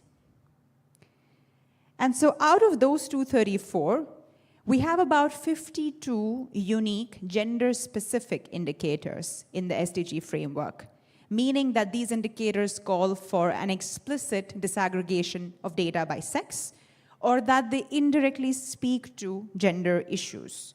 And as you can really tell, data availability across these 52 indicators is also widely uneven. I want you to focus specifically on SDGs 6, 7, 12, 13, 14, 15. What do you think is common in those goals? You see a little star there? And so that star really tells you that there aren't many or any gender-specific indicators across those goals. Does that mean that those goals are not gender relevant? It really means that even before we start looking at data gaps, we need to take a look at some of the indicators that can be gender blind, some of the goals that can be gender blind, and that really leave glaring gaps in our understanding of gender issues. Coincidentally, all of these goals are very environment-leaning goals. So we continue talking about environment and climate change at the macro level, but that conversation needs to shift. Next. And we have several other international frameworks for which several of the countries are signatories to. We have the Beijing, we had mentions of CEDAW this morning, we have the Sendai framework for disaster risk reduction, and we have a range of climate change frameworks as well, where again, we have glaring data gaps. Next. But gaps aren't only about missing numbers. Even when data exists, it can arrive late. It can be incomparable, it can be underused because producers of data and users of data are not talking to each other. Next. So where do we look for solutions, and do we have examples and stories of hope? Next, please. The 2024 Gender Data Outlook presents novel insights on how national statistics offices and the international community more broadly can approach gender data capacity. For the last 20-odd years, we've just focused on data production, and we have talked a lot about lack of data, but we haven't talked so much about general capacities of other stakeholders to take that data and turn that into meaningful, actionable insight. And so this data outlook brings you a three-pillar structure where you're talking about enabling environment, you're talking about production, but you're also importantly talking about accessibility. Do users have access to data? Is the data open? Is the data available in multiple formats? Is the data available in machine-readable formats, etc.? So we want to start thinking more holistically when we think of closing gender data gaps. All right, next. All right, so we have about 2 minutes. I really want to quickly walk you through stories of hope. So here's an example from Maldives. It's a neighboring country in the region. Now, just 1 week after COVID-19 lockdown, the Maldives National Bureau of Statistics was looking to find data on the short-term impacts of COVID-19. So they partnered with us, UN Women, and the local telecom operators to administer a rapid gender assessment survey to gauge short-term impacts of COVID-19. The survey reached over 5,000 respondents, and this was possible because of a strong but quick partnership between multiple stakeholders. The data revealed that 26% of female informal workers had lost their jobs since the beginning of COVID-19, and several of them had seen decreases in their income. Now, these findings were communicated quickly and in multiple formats to decision makers as well as the public, so that evidence was not sitting in a shelf, as often happens. Crucially, the result shaped the income support allowance, which extended coverage to self-employed and informal workers. This was a concrete policy pivot, which was anchored in very timely and very accessible gender data. So I hope that that's a story of hope where strong partnership and timely action and accessible information resulted in a very timely policy, right? So that's the value chain that we're talking about. I just want to go over one more example. So next slide, please. Here is an example from Tonga, which is a small island country in the Pacific. So the first gender and environment survey was implemented in Tonga using a novel questionnaire. This was to capture how women and men experience climate change, disasters, and environmental degradation differently. This was once again a result of strong partnership between the National Statistics Office, UN Women, DFAT, as well as multiple stakeholders, CSOs on the ground that informed the process of data collection and implementation. Again, the result was that evidence directly informed the National Women's Empowerment and Gender Equality Policy in Tonga and strengthened accountability for implementing the disaster risk management policy. This was an immediate effect, and this was grounded in the fact that both the governments of Maldives and Tonga were really looking to fill data gaps. And they brought along partners, formed this wonderful partnership, and through a consultative process, reached the end users and decision makers in a very strategic and timely manner.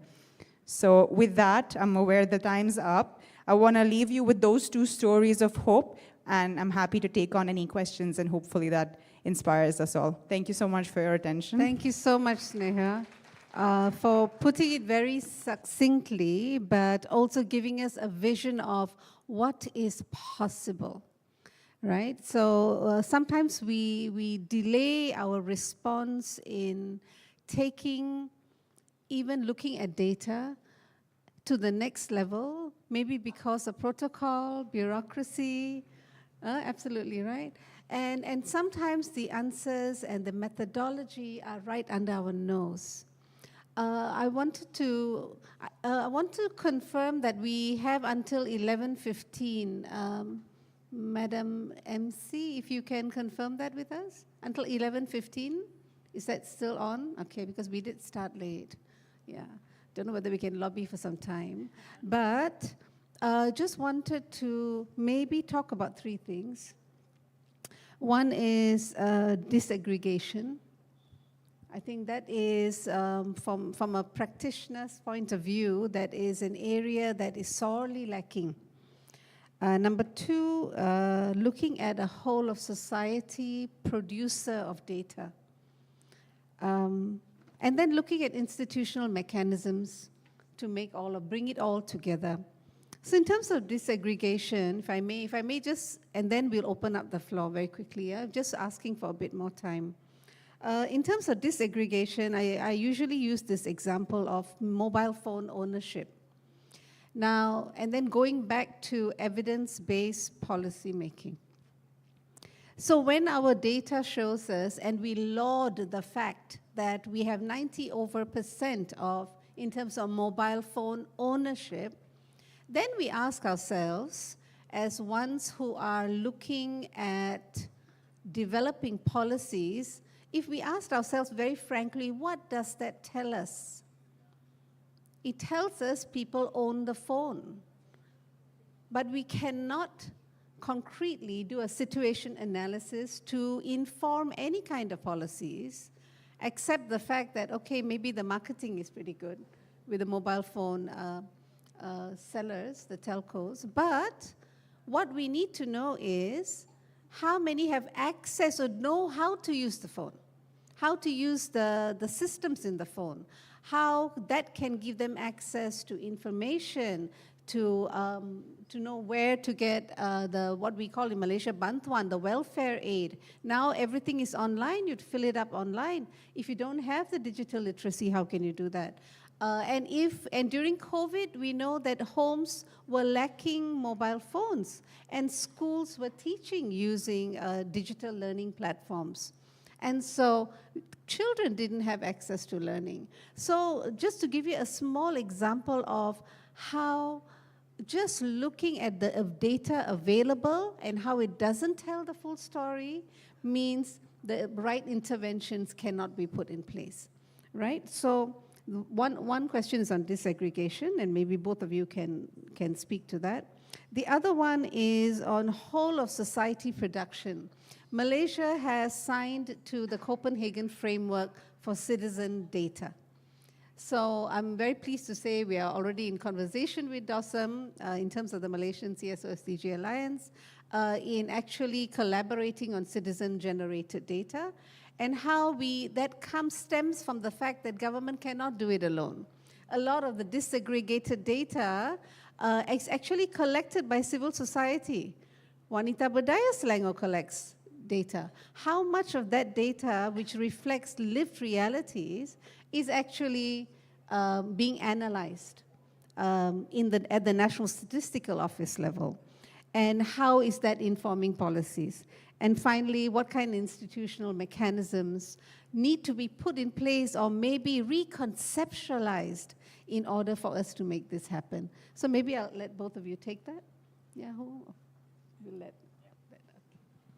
Okay, from my point of view and looking at the data, talking about desegregation compared to our sahabat in Indonesia at the provincial level, they are very much, very dwell further together with the ketua kampung, with the penghulu. I think the utmost important, as I mentioned earlier, in order for us to go for desegregation, in fact, at this moment, DOSM are moving forward to granular data. Because it's no more on macro or just at the very regional, people dwell further. However, the utmost challenge is actually, I can say, the literacy, the understanding the importance to have the disaggregate data. And in fact, it's go beyond into the community. I saw that in Philippines, the local authority is actually the functionality to provide the main data to the NSO. And we aware that local authority, they are actually the one who really to ensure the well-being of the society in the local areas. However, if you look in Malaysia at this moment, the data is there. For instance, they aware individual who encroach into the cottage industries. But to what extent they measure the data, most of them, they just register. They just do the registration and keep it as a record. Later, just reveal as just normal, straightforward presentation. I know everybody aware, but the utmost important, if the understanding, as mentioned by Sneha just now, they know what to actually to keep, and first and foremost, to understand, even just now talking about mobile, it's true.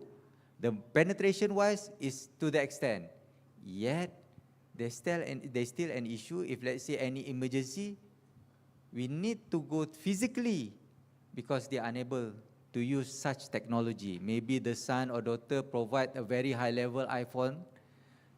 They just unable, iPhone 13, iPhone 16, how to use it, just phone. Out of sudden, the disasters. That's why, for me, disaggregation, yes, it's true.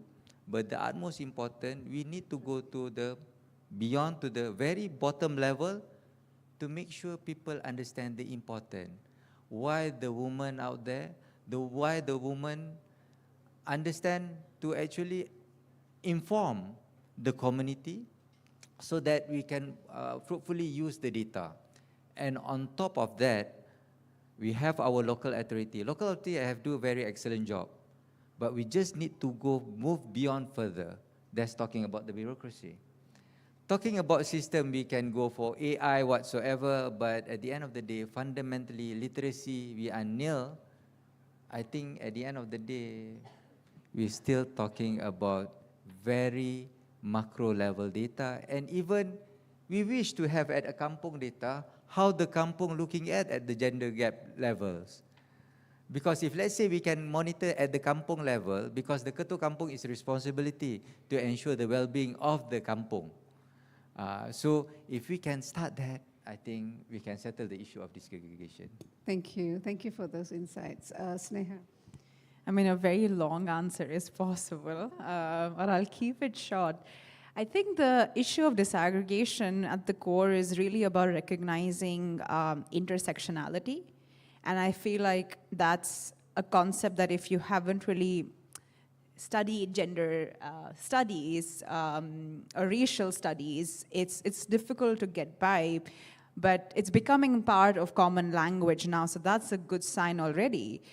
The sensitivity that people at the cross-section and intersection of multiple identities that are deprived, that those deprivations can reinforce each other to create deeper pockets of inequality is fundamentally at the heart of why we think disaggregation matters. So when we say disaggregation, one way to say is disaggregation by sex. So mobile ownership by sex is how many women have it, how many men have it. Another way to say it is disaggregation by sex and location. How many women in rural areas, how many men in rural areas, how many women in urban areas, how many men in urban areas. So it's a four-side matrix, right? And we can go on and on. It's a very time-consuming process. So there needs to be political will for it. There needs to be mandates in place that incentivize NSOs to be able to do it. But it also means that there needs to be a greater demand from the users for why you need disaggregated data. So again, that becomes a whole of society approach where people, citizens recognize that data is public good. Data is something that should be part of our everyday language. And that speaks to your point about statistical literacy in society in general, right? So it's a multivariate equation and solutions lie at multiple stages. And I can go on and on, so I will stop here. Absolutely, absolutely. Thank you. And I'm so glad we are talking about this. Sometimes we don't bring these matters up in these spaces. But what's good to know is that in practice, civil society organizations, academia are already collecting some form of data which gives us the idea of lived realities, even if they are picking up challenges and barriers. And that's something we're seeing already. And how can we match both? How can we bring that to the tables of the NSOs so that they can see where the gaps are? Because I wanted to also point out to the fact that the Ministry of Finance, in its annual budget circular, states very categorically that all ministries must collect gender data and they must do gender analysis. So in Malaysia, we have this term called punca kuasa. That means who has the power. The power is in that directive that already gives us the go-ahead to embark on a gender data, that kind of disaggregation, and then also not only to have the data in cold storage, but to use it and analyze it to actually bring about evidence-based policymaking. Actually, our time is up, but I was wondering whether there was anyone in the room who had one very urgent, sorry, is there a question? Sorry, what is it?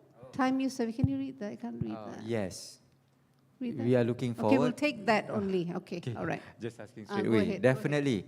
Time use survey, Absolutely. care, definitely. This is one thing. In fact, we are encroaching into the issue of the gender violence. But once our challenges is that there's come to the literacy, people very sick, very reserved in portraying what's the real issues. So as I mentioned earlier, definitely time use survey, we are moving forward maybe in this maybe next year or year ahead, we are encroaching in using time use survey as our country is moving to the silver tsunami. Right. Thank you for that. It will be Malaysia's second, because one was done a number of years ago by LPPKN. Yes, Madam, please go ahead. Is there a microphone? And that's all the questions that we will take. But you can always approach Wan and Sneha to, and even myself on these questions. Yeah, thank you, Omna, for a great session together with the panelists. I just want to point out that access to education and health is not translated to leadership in politics. And that is so glaring. If you see the figure, for the national figure is 0.09. And when you see over to different region or different state, it's more equalities can be shown. For example, Kelantan is 0.04 and Terengganu 0.008. So I just want to point out, or probably the panelists can respond, this data need to be spread out. People need to know, because we then can, gather all stakeholders that, how can we let these inequalities? No wonder people can be having PhD, they are in education, they are also in economy that helps the nation, but they are suffering from inequalities. They suffer from gender-based violence, for example. So, hopefully this session is so important. Thank you. Absolutely. Sneha, Wan, and then I'll wrap up. I mean, just answering to the point you mentioned about making this information accessible to the public, to steer a conversation and to start a debate about this. Again, I would speak to the point on accessibility, which means that it's fundamental that data is communicated and that the communication is tailored to the stakeholders. We cannot expect general audiences or persons from the media to be interested and engaged in very intricate data tables and reports that run into 500 pages, right? That information needs to be tailored to audiences, to their level of statistical literacy, to the formats that they consume information in. A lot of us now derive information from Instagram as part of daily news and updates. So now we need to start thinking about that user who's behind the phone, not reading a report, but actually reading a social media page and deriving their data from there. So, I mean, I would speak to that point. That really does disseminate information in larger amounts and potentially start a conversation. I actually like to congratulate Selangor, because I think for this year, I've been giving the opportunity to talk 2 times actually about this Malaysia Gender Gap Index. One is with IDE and one is with Wanita. That is only for Selangor, but not for all other states. So what does it mean? DOSM at this moment, we are moving forward, especially in the governance point of view. We are having our Malaysia Majlis Statistik Data Negeri. So that is being chaired by chief ministers. So that is the one where we engage at a high level. That is one. Second, we are going, as I mentioned, when we come up with the granular data, we start moving forward to the kampung, to the society. That's why I start just now, I'm mentioning about the literacy. I think that's the important part. So at this moment, DOSM and encroaching to that level. In terms of technology, inshallah this year, we will come up with the Malaysia Gender Dashboard to facilitate, as what Sneha mentioned just now, to facilitate countries, to facilitate the state, and maybe to the district level. Because some data we have at the district level at this moment, but majority is mostly at only at the state level. So we're really looking forward. Thank you very much, ma'am. Thank you very much to the panelists, for sharing. I think this very important conversation on disaggregation and how that can contribute to understanding the situation of why we have the gaps, and also where women have already demonstrated potential, right? So it's not that women cannot. We're saying women can. Is the ecosystem ready for that? Right? What kind of ecosystem do we need? I want to also say that at the UN's level of reporting, they have found, and some of you who know me will say it's like a broken record. Omna goes on about this, but I'll say it again, that gender equality is a catalyst without achieving goal number 5 or the 52 indicators across the SDGs, by 2030, we would not have accomplished the SDGs.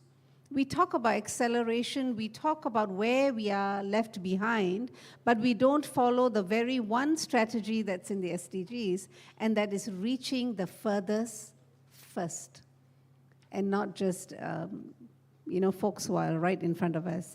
So women, gender equality is a catalyst, and bringing women on board, as they should be, to achieve their potential will create the multiplier effect for Malaysia specifically to even think about going towards a high-income nation. So thank you very much, everyone. Thank you very much to Omna as moderator, and also to speakers, Wan Muhammad Sharul Nizam and also Sneha. Let's get a quick group photo. Let's give them another round of applause, ladies and gentlemen. Thank you for sharing those compelling insights into gender-responsive governance, from data to design. We've seen how systems can be reshaped to reflect lived realities.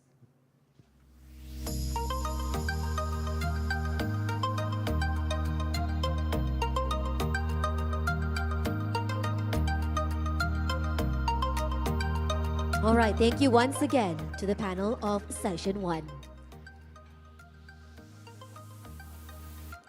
Now, ladies and gentlemen, as we continue to build bridges across borders and sectors, let's now hear from a leader who has been a steadfast advocate for gender equality and child protection in Indonesia.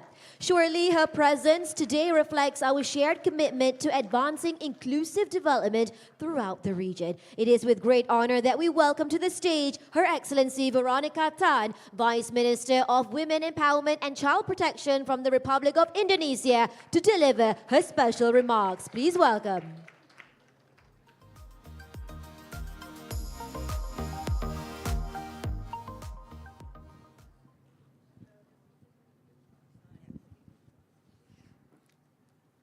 Thank you so much.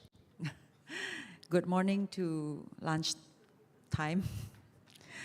Terima kasih kepada yang berhormat Puan Anfaal Saari, who have invited me in here for such a good presentation and programs.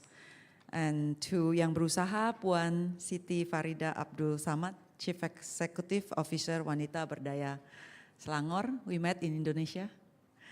Also Emma Walls, too, and to all distinguished guests, esteemed colleagues and fellow advocates.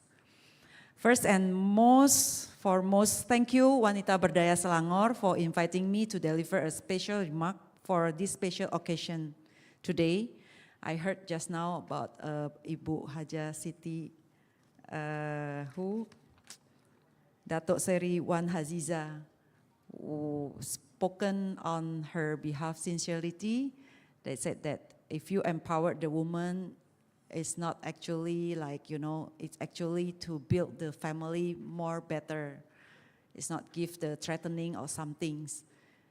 This is a very touching that we have to do together to empower really for women to help the family.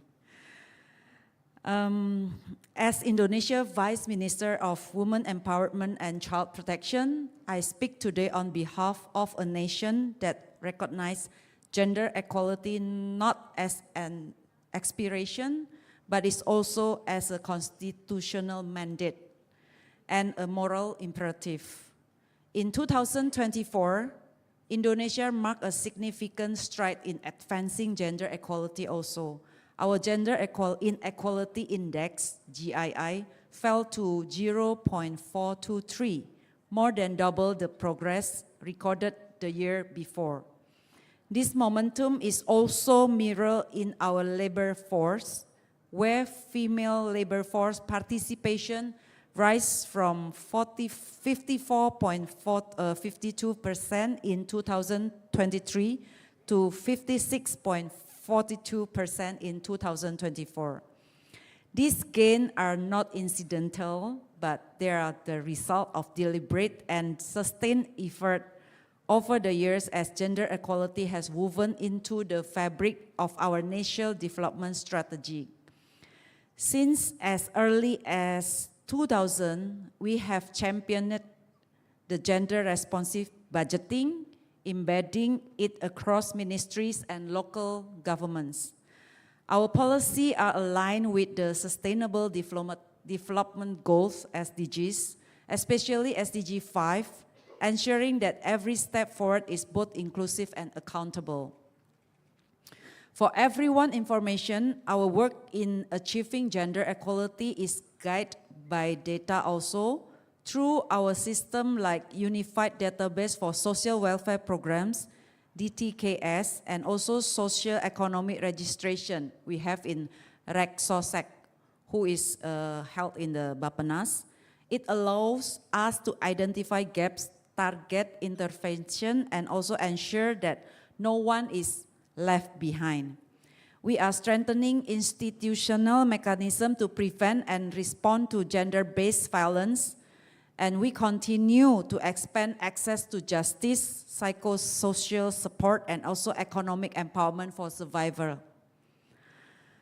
Ladies and gentlemen, we also believe that strong family build strong nation. That is why we are investing in gender-responsive parenting program. We have Kampung KB. We also now from the the family planning, which is before is Badan, now it's become the ministers. So we have worked a lot with the BKKBN, so the family planning minister, which also have the vice minister and also a woman. These efforts are not only about protection, we also do the transformations. Apart from that, we also working to elevate the role of women in decision making, from village council to corporate boards. So actually in Indonesia, there's a village, but from the bottom up, we endorse, we enforce, we also empower the women to be the participate. So usually, if we talk about that climate change to women effect, and then we talk about the gas, we talk about the natures that effect, actually we know that women are no need to be empowered, but they are already empowered by themselves. Just need to be recognized. So for the program to the village, mostly we put education to the family to make sure that the women have participated in the local meeting when they got to be give some input about the infrastructures, about everything that they need for the village. So we urge to the women to more participate in that communication and that meetings. So apart from that, we also working we know that representation matter, and we are committed to ensuring the woman's voice shape the policy that affect their lives. Indonesia is not spared from the aging society. Of course, we are also now in the aging society. So in preparing for that, our policy promote active aging, lifelong learning, and access to healthcare and social protection. We are designing intergeneration programs that foster solidarity and mutual support between youth and elders. Gender equality is not a national issue, as we know, but is a regional challenge and a global responsibility. That's why I'm also here, because collaborate is the key. ASEAN has made important strides, but we must go further. We must harmonize data system, as just now we already heard about the sharing, and share best practice and hold each other accountable to our commitment. As close neighbors and strategic partners, Malaysia and Indonesia have a unique opportunity to lead. Together, we can champion inclusive governments, protect the rights of children and persons with disability, and build resilient care economy that valued both paid and unpaid labor. I know the road is ahead is still long, but it's ours to shape. Let this forum be more than a conversation and letting it be a catalyst, just what we mentioned. to now. Let our declaration today become the lived realities of tomorrow. But sincere from my heart, I'm coming here and with all of the group who have the same passion. I know this is a long journey, but as long like a woman, we always been there in everywhere, start from the family. So we never stop moving. Let this be our passion and our collaboration. We can do this together for the better tomorrow, especially for the women and equality genders. Thank you so much. Thank you, Your Excellency, for those inspiring and affirming words. Your leadership reminds us that regional collaboration is not just possible, it is essential. We are grateful for your insights and for standing with us in this journey toward equity and empowerment.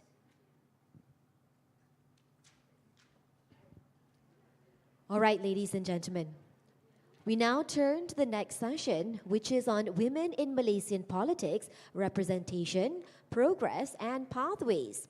This session explores the evolving landscape of women's political participation in Malaysia, from historical patterns to present-day breakthroughs and the structural shifts still needed to ensure lasting change. Moderating this session will be Rusni Tajari, Senior Manager of Strategy and Policy at Wanita Berdaya Selangor. Rusni is a passionate advocate for gender equality, women's empowerment, and nation building. As the Senior Manager of Strategy and Policy for a state agency, she leverages decades of experience with non-profit, state, and federal government organizations. Her expertise lies in research and advocacy, where she focuses on institutional reform and creating a more equitable society. She always believes that equality starts at home, and along with Rusni, we also have a panel of speakers. First, we have Professor Dr. Wong Chin Huat, who is the Deputy Head of Strategy, Sustainable Development Solutions Network from Sunway University. Also, Dr. Noor Azian Shaliha Muhammad Shafi, Research Officer, Research and Library Division from the Parliament of Malaysia. Yong Pei Jung, Senior Researcher from Penang Institute, and Dr. Zairini Azmi, who is a Senior Lecturer of University Science Malaysia. Ladies and gentlemen, please welcome the next panel for Session 2.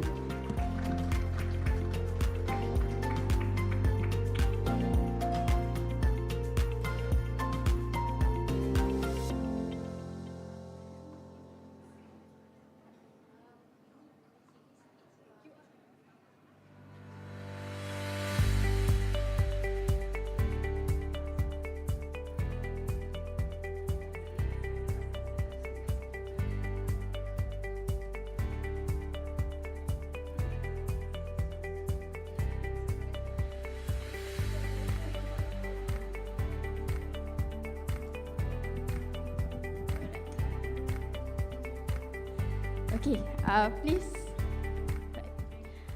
Thank you, Nadia, for the introductions.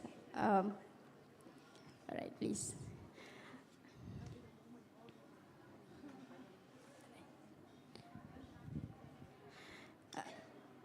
Thank you so much, everyone, for staying with us. Together with me, we have 4 speakers here, and we also have very limited time, I believe. So I just go straight to introduce you our speakers today, as mentioned by our MC. First, Dr. Zairini Azmi. We also have Dr. Azian from Parliament, Yong Pei Jung, and also Professor Dr. Wong Chin Huat. So just a little bit introductions of our session today. The Wanita Berdaya Selangor, in collaboration with Westminster Foundation for Democracy and Canada, we actually held an activity that we call as Gender Observatory Lab back in May this year, where actually this workshop, we gathered the think tanks, some of the politicians, our media friends from CSO, and as well as the experts from the academia. So we actually discussed about what is the progress of Malaysian politics, especially for women in Malaysia, in terms of women political representations, what is the progress, and especially we talk a lot about the data, I believe in terms of when you wanted to look at the data of women political representation in Malaysia, there's a lot of data and there's a lot of resources or sources that you will look at, which is there's no specific sources that you will find where is the data of how many of women being the MPs, the state assembly, or who runs for the state elections, or who runs for the general election and whatnot. So that is most of the discussion during our Gender Observatory Lab, which is today. We're going to listen to most of the research that have been done by our researchers, by our speakers today. And also I would like to invite first Dr. Wong Chin Huat to present on her topic, on getting women in, lesson from a decade of advocacy and quota design to advance women representations. Please welcome Dr. Wong. Thank you. Good morning. I have 10 minutes and 13 slides. I should be able to do it on time. Okay, so I'm going to talk about why can't we actually get women elected as many as we want. Malaysia stands as 151 out of about 190 countries in the percentage of women parliamentarians as recorded by the Inter-Parliamentary Union. That's not something we should be proud of, but our state assembly record overall an even lower percentage, around 12%. Next, please. Now, this is just to cover a little bit what Malaysians have been working on. Over the years, you go back about nearly a quarter of centuries, there were this women's candidacy initiative. And this is about how do we increase the supply of women politicians. So from that WCI, we move on to, in both Penang and Selangor, they have this Sidang Wanita. It's basically women assembly to bring upcoming women leaders to prepare themselves so that they can imagine how to become lawmakers. And so credit to go to Wanita Berdaya Selangor and also PWDC. And of course, we have other capacity building programs, including financial literacies and so on. Now, the other part of the effort is about, these are still ideas. How do we incentivize political parties from nominating more women? The idea here is to use carrot. But first of all, we need to have public funding. In Malaysia, until today, we do not have a political financing act. Oh, no one started this. I assume that I have 8 minutes. Okay. Next, this is what the standard thing we are talking about, is to have women quota. Now, so far, we have one party, DAP, that actually promised 30% of their future candidates in the next election to be women. But the two parties introduced that in their party leaderships, and also Muda. Sorry, I forgot about this. And there's a project by Empower, an NGO, called Project 30%. That is to push for legislated quota. But that is something we have to look at. How do you actually impose on the first past the post system? Now, the last part in the bottom corner there, this is about moving beyond first past the post. So this includes going all the way back in 2003, we have women reserve seat in Terengganu under Menteri Besar Tuan Guru Hadi Awang. And then in Penang, there was a white paper on creating top-up women-only additional seats, which was written by my colleague Chang Si and myself. And Selangor is now on the way. YB has earlier making that announcement that Selangor would want to implement TWAS as well in Selangor. But Project Sama, my NGO, we have been pushing for WAS also in Sabah, Terengganu, and trust, and also we talk about how do we get a mixed member system, mixed member majoritarian system as in Thailand with a gender quota. Now these are the things that what have been carried out so far. Next please. Now what do you need to increase women's quota? Male retiree. If you don't have enough male retiree, forget about raising women number. I am one of a strong believer that Malaysia does not lack women talent. We lack male retiree. So the rest of my discussion is basically going around this. How do you create male retiree? There are two ways. One is that within your party, you have internal replacement. They retire some male incumbent and replace with a female new candidate. The other way is that you get a female challenger knock out the male incumbent from another party. And we are not getting that enough, mainly because the external replacement only happen when you have wave elections, like 2008 or 2018. Why we are not getting more is really because of internal replacement. We do not have enough of that. Next, please. I have 4 minutes, so I have to rush. Why is it so hard to get it? It's because that under first past the post that is, you have only one seat, and it's based on personality. So when you say you want to put in a woman, how do you actually, which one who you want to replace? If you replace the strongest male, you're going to face a lot of resistance. If you can replace the weakest male, that's really fantastic. But if the weakest male stand in a very weak, marginal constituency, you may not get elected. Next, please. The larger problem of that, again, come back to first past the post, is because that first past the post require a matching between the candidate and the constituency. You can have very good women candidates, but you can't simply throw them in and expect they would win. Next, please.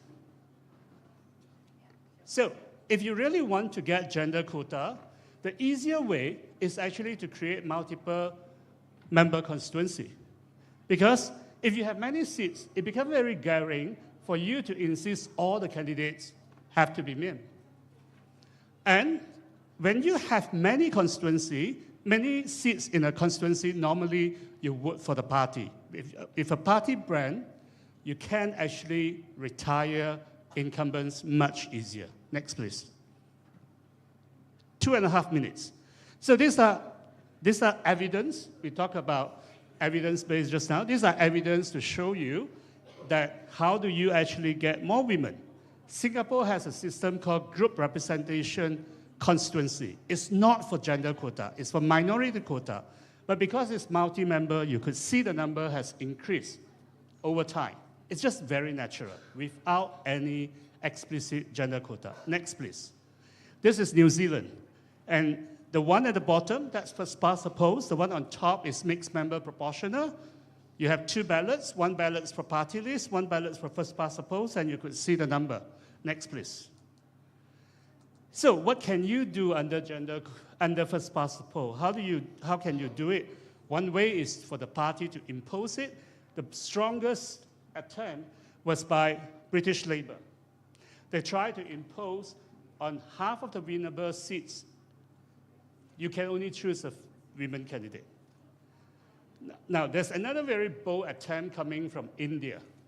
This has been implemented for about 20 years at the local level. It's going to be expanded at the national level, but it can be controversial. What happened is that 1/3 of the seats are designated as women only. And then after every 10 years, you rotate the 1/3. So it actually disrupts incumbency, and people may question and say, why should be my constituency disrupt? So there's fundamental question, but these two approach is basically going against the first past the post logic. Just now we talked about you need to have a constituency and candidate match. These two is basically say, no, we don't care, we just go ahead. Now, the other way, in order to introduce to encourage the party to have their own quota, what countries like France and Ghana do is to offer public funding. And then if you don't nominate enough women, you get cut. People are talking about, can't we actually just strike them out if they don't have enough women? I left in 15 minutes, so I probably need 2 minutes extra time. Why can't we do that? The reason we cannot force a party, punish a party if they do not nominate enough women is because, at least in Malaysia, nomination happened in a decentralized way. It happened at 222 parliamentary constituency at one. And you cannot go back and say, because this party has not nominated enough women, we have to either cancel all your nomination or cancel some of them. It's just impossible. Next. So what do people do? In countries like Uganda, they create a different tier of constituency where only women can contest. In Samoa, I think, not sure whether this was mentioned just now. In Samoa, if you do not have enough women, and that's been less than 5 out of 51, less than 10%, then you could pick best loser to be appointed to the parliament. In Pakistan, they give additional seats so that you get by, but it's based on seat share. In Tanzania, again, they create special seats based on vote share. So this is basically to allocate group members constituency, multi-member constituency, based on the elections from first past the post. Next. Now, the problem in Malaysia is that we have constitutional obstacle. The Constitution explicitly says that we cannot have multi-member constituency. So we are stuck. For the federal parliament, you are stuck. For the state legislature, there's a way out. The way out is that in 3 states already, we have appointed members. Appointed members are not governed by election law, so you can skip it. Next, please. So this is what my NGO, Project Sama, and previously in our personal capacities in supporting PWDC have been doing. I'll introduce this as a simpler version. And in Sabah, Terengganu, and Pahang, you have existing seats. So what our proposal is for all those seats to be converted as women reserve seats. You always have to appoint women, so you increase the number of women representation. And if you want to introduce another layer of quota, let's say for people with disability, with minority, you can factor that in. But for Selangor and Penang, the original idea was much more ambitious. It is to reach 30%. What does it mean? In Selangor, we have 56 seats. What if there's not a single woman get elected? Then we have to add 24. Then immediately you would be able to get it, because 24 over 80s, you get 30%. Now, but of course, you wouldn't necessarily have to get that, because currently we have 9, you just have to add 12. So the idea here is a top-up seats. But this top-up seats is distributed across the party. What you do is like a mixed member majoritarian system in Thailand. You have but because of the constitutional provision, you can only have 1 ballot. So you cast your first past the post ballot, and we count that ballot to allocate seats, as in the case of Tanzania. Next. But eventually, if we get to sell this idea to Malaysians, what we would like to see is that you have a mixed member majoritarian system, the standard one as you find in Thailand. Then everyone got 2 ballots. And for the closed list PR, the party list part, we can impose a 50-50% gender quota. So that creates a flaw. For example, if you have 1/3 of seats with a 50% quota, that means you have 1/6 of women in the parliament to start with. Yeah, the rest, if there's question, then I'll answer. Next, please. I think this is probably the last. Okay, thank you.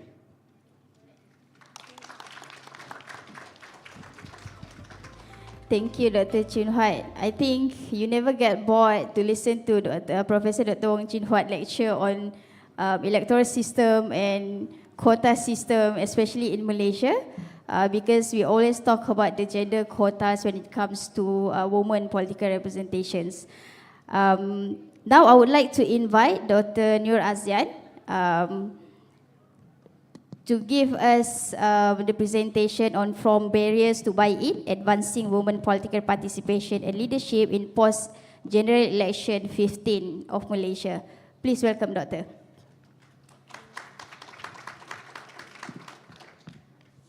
Thank you so much, Madam MC.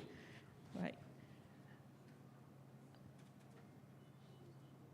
Okay. So my presentation today would be on the women political participation and leadership in Malaysia. These studies is actually, we've been granted a research grant from WFD to conduct the research in parliaments for the females MPs. But somehow, throughout the studies, we also include male allies, which is the male MPs as well, just to get their overview or perceptions on what attributes female MPs within, in terms of their candidacy, in terms of their participations in politics, and also the engagements of females whenever they are in the parties. So, next one, please. So when we talk about barriers for women in politics, these four, what we call funnels is over-discussed. We talk about individual, we talk about societal and cultural, we also have institutional and political parties, and also structural and systematics. Somehow, if let's say we look at these diagrams, we look at how, by individual, all of us is also interested in politics, am I right? But somehow, as we move on, this kind of confidence, supports, networking, resources, and political literacy will move you up to the candidacy, to the candidacy, and then to contest in elections. And then after that, you will also get elected as a rep, and then you become a leader. But as long as these barriers remains, from the first level up until the leader level, each stage, it filters out more women. Meaning to say, when we have like a number of women, when it comes to become a leader, then at least there will be like, I don't know, 1 or 2 women only at the ends of the hierarchy. Okay, next. Since barriers for women in politics are over-discussed already, today we're just going to focus on 2 barriers, which is the institutional and political parties, and also the structurals and the systematics one, which is evolving around the candidate placement within the parties, how parties actually place their candidates in order to win the elections, and also how party itself gatekeeping their candidates. For example, like rather than contested female, they push forward a male because the higher possibility males would win the candidacy, for example. So if you look at the current, okay, next. If you look at the current states of women in politics here, okay, this data is actually from study from the Zairani. It's actually from the previous research, Men as Allies in Shaping a Gender Equality Society. When you look at these candidates, women, from 1982, we have 8 women contested, and then all the 8 women won the elections. But as we go further up until 2022, we have 127 women candidates, but somehow the winning rates are only 32 women elected. So it's more kind of like we wasted more than 80% of women candidates in our last elections. And you may think why this happens, all right? Next slide, please. All right. And then if let's say we're going to contest in 2027, meaning to say we at least, in order to get 30%, we need to have 194 women candidates, so that at least that would make 67 women in the parliaments. Okay, so that is actually the minimum of 30%. And then we were thinking about, okay, where can I find this half of this let's say, 67, where can I get another half of 32 in order to get the 30% of the quota? Okay, next.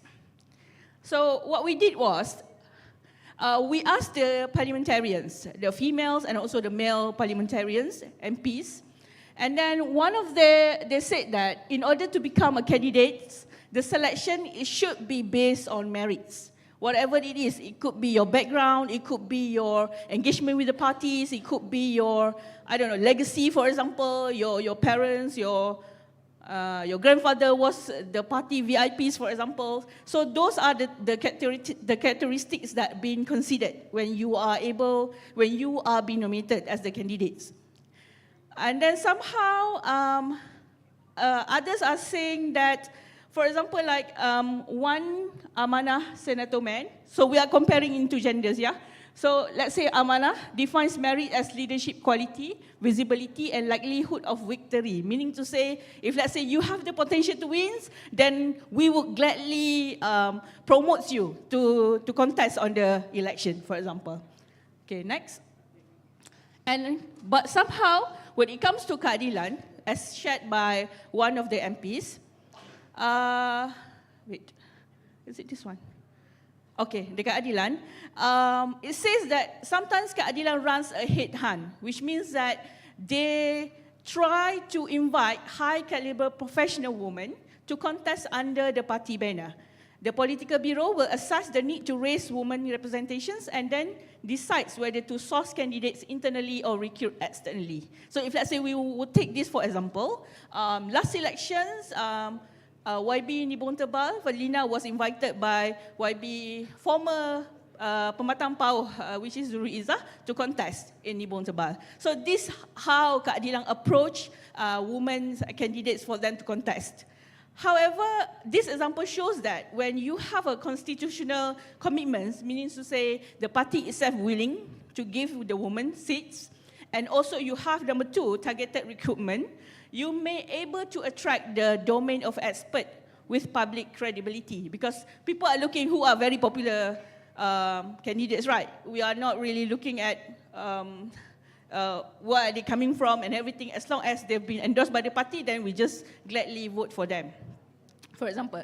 However, this kind of action would actually would just give somehow unmotivation to the grassroots women leaders as well, meaning to say you've been there for a long time and then suddenly somebody else come and take your position or whatever, but somehow that could really happen and could describe to these situations. All right, next.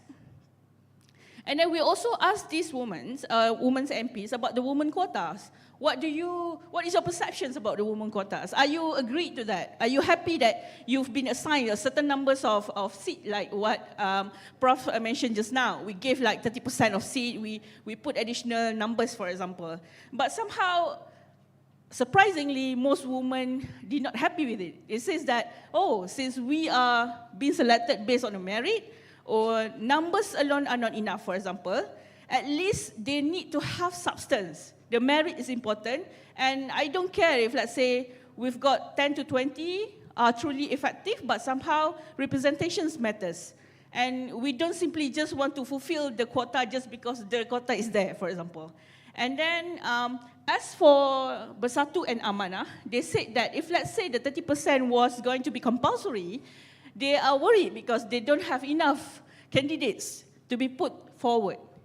Just to share with you guys, when it comes to structured candidates that we have, we observe that DAP are most leading parties that have a good pool of talents that they could contest, men or also female, for example. So the next one is actually next please. For DAP Johor says that the principle remains important. Women deserve fair chances, not just to fulfill the quota. So it shows that this comparative evidence that the improvement when quotas are paired with placement rules and also real effort with them, progress would stall. Okay, and then, for example, in France just now, like Prof mentioned, if let's say the party didn't contest enough women's candidates, they will get fined. So what they do is they just pay the fine because you have lots of money, right? So it doesn't really change the landscapes of these women participations in the politics as well. And then, according to Keadilan members as well, it says that this reform does not happen in overnight. Means to say, it will take time for this to happen. Meaning to say, for others to recognize that we should acknowledge women and we should actually push women forwards to be contested in the elections. All right, next. So, all right, and then even PAS is always confident with whatever that they have. So they said that, oh, we don't need quota. Our president said, if let's say we have 40% of women candidates, we can just contest with 40% of women candidates.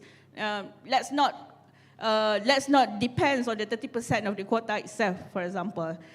But somehow those are, you could see that the representations of each of these political parties and how they perceive the quota itself with women. Okay, next one. So if let's say you've got the quota, and then women to be given a safe seat, you have quota, and then you will be given the safe seat. Means to say, if let's say we put one candidate and then with a, I don't know, durian, for example, for sure that the candidates will win, for example. So meaning to say, the AP Selangor actually acknowledged that men are often allocated safer seat in the early stage. Meaning to say, if let's say they are first timer, safe seat guaranteed.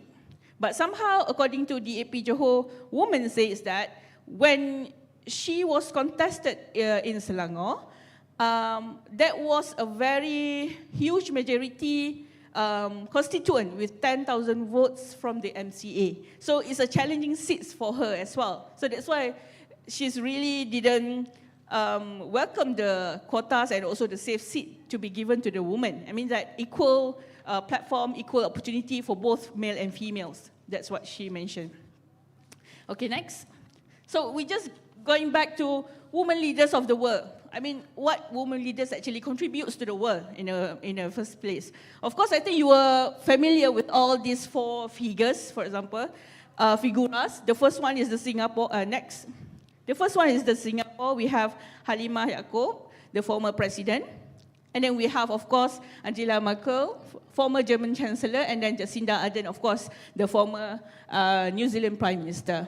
And they are all already resigned, but somehow we have a new powerhouse, next woman, next. So we have this Claudia Sheinbaum from the President of Mexico.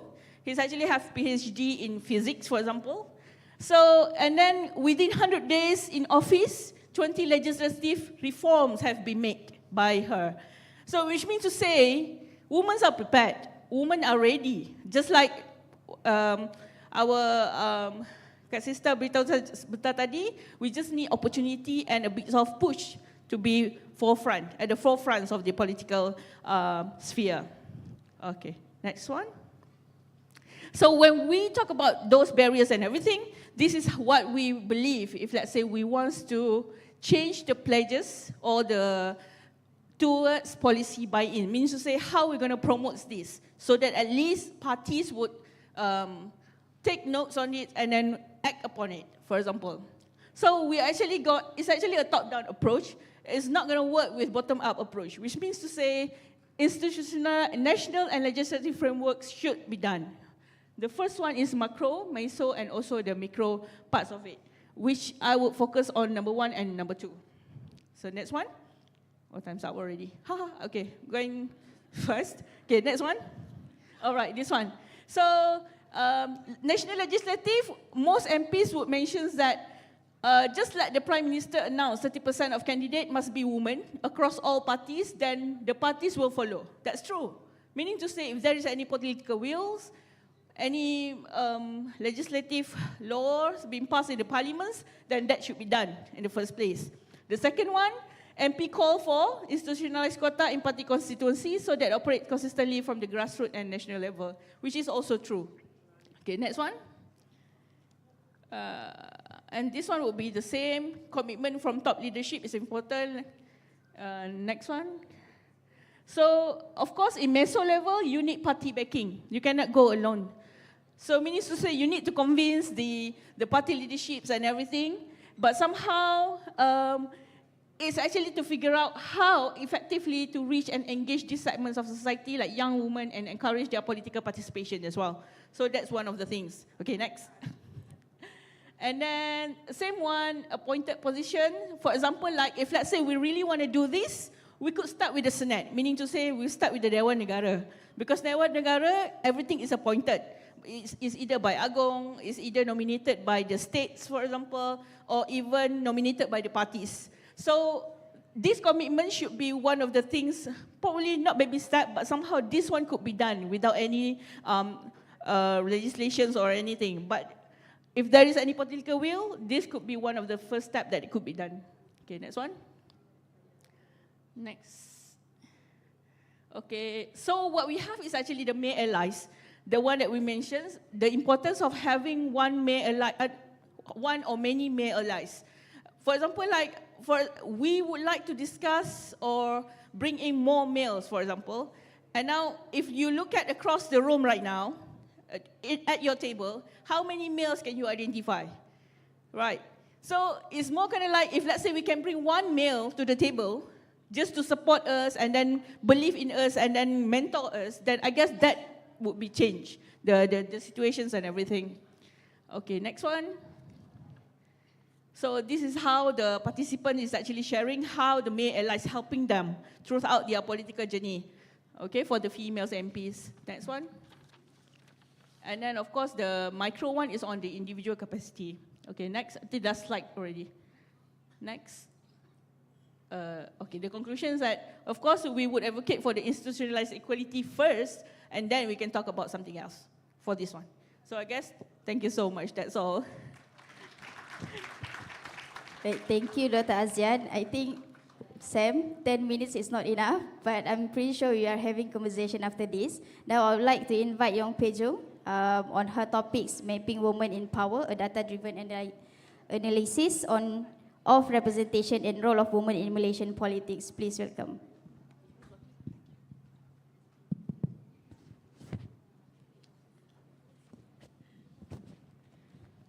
Okay, good morning, everyone. So I'm here today to talk about mostly from a data perspective on where Malaysia's women's representation in politics is at. Next, please. So because I have only 10 minutes, so what constitutes as power? So these will be basically the indicators that I'm covering today. So power, I've basically categorized it as mandate, agenda, policy, and budget. So in terms of mandate, we'll be looking at the legislature, which are the MPs and the state assembly persons, the ADUNs. And then in terms of executive, will be the policy and budget and also agenda setting as well, from the numbers for ministers, deputies, EXCOs, which would be the state executive councillors, for senators as well, so that they will be the ones doing the checking, and also there's potential for them to go to the cabinet, because we do know that we have cabinet ministers who are not elected MPs, but they're appointed senators. And of course, we'll also be talking about portfolios, so which portfolios are the women MPs holding, what power do they hold in government, and as well as speakers and deputies, where are we now? Next, please. So this is the historical representation of women in parliament. I've mapped it from 1955 until 2022. And you can see that although the trend looks promising, we are on the rise with a couple of dips here and there. But look at the years that we are taking. It took 27 years to go above 5%, 44 years to go above 10%, 63 years to come close to 15%, so we're not even at 15% yet. So if we are looking at this kind of pace, at historical pace, so I did a back of the envelope calculation, the minimum 30% is about 21 elections away, which is more than a century. Next, please. So this is the representation of women in state assemblies, so our ADUNs. Also looks, the trend is also on the upward. So I guess the good thing is we are not actually falling drastically below of what we've achieved so far. But again, it is at a slower pace compared to the MPs, because 36 years to go above 5%, 54 years to go above 10%, 15 elections in, and we have not even broken 13%. So back of envelope calculations, we are looking at quite a number of years as well, a number of elections, before we actually reach the wanted minimum target. Next, please. So for representation of women in the Senate, unfortunately, I could not get any historical data to help me map this out. So I've mapped it out from what's available, which is 2014 until 2025. So we do actually have an archives page at the Parliament portal, but unfortunately, any data from the 12th Parliament and older were actually not available. So the trend is more volatile because, as I think Dr. Hajah had mentioned earlier, because the Senate are appointed positions, so they're not elected positions. So it kind of, yes, you can see that it's kind of holding at 20% from 2014 to 2018. Then you kind of see the dip. And as for today, we are sitting at 20% of senators, although this is calculated as a proportion of filled seats. So we have 70 senators. Basically, there are 70 seats in the Senate, but I've calculated it as a proportion of the seats that are filled, because we currently do have empty seats in the Senate. Okay, next, please. Okay, so this one would be women as cabinet ministers. So I've also tracked it historically from this will be 1955 onwards as well. So in terms of cabinet ministers, I've actually tracked it at each cabinet formation. So in terms of prime ministers who passed away, as our beloved second prime minister Tun Razak, and as well as prime ministers who resigned. So I've actually tracked this at cabinet formation. So we have the first female minister at 1971. And then we have a long plateau of 8% from 1981 to 1990. So it kind of remains stagnant with a few dips here and there. And then in 2003, it actually jumped above 10% to have 12.5 female ministers in the cabinet. But then it had a period of decline, and then a high jump of 8.2% in 2018. And which became 17.9%, and that's actually the highest achievement that we have thus far. So in terms of, because when they always talk about there's not enough women, right?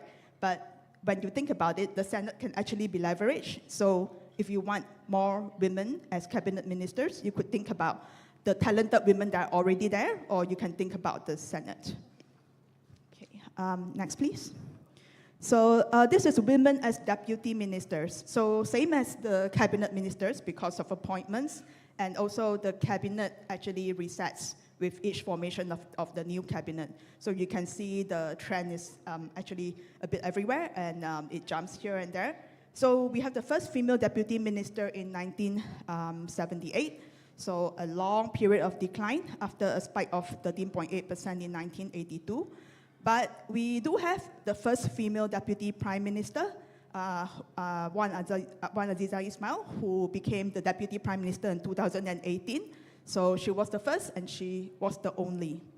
But there is progress we can see from 2021. So from YB Ismail Sabri's cabinet to Prime Minister Anwar's cabinet, there is a high jump of 19.1%.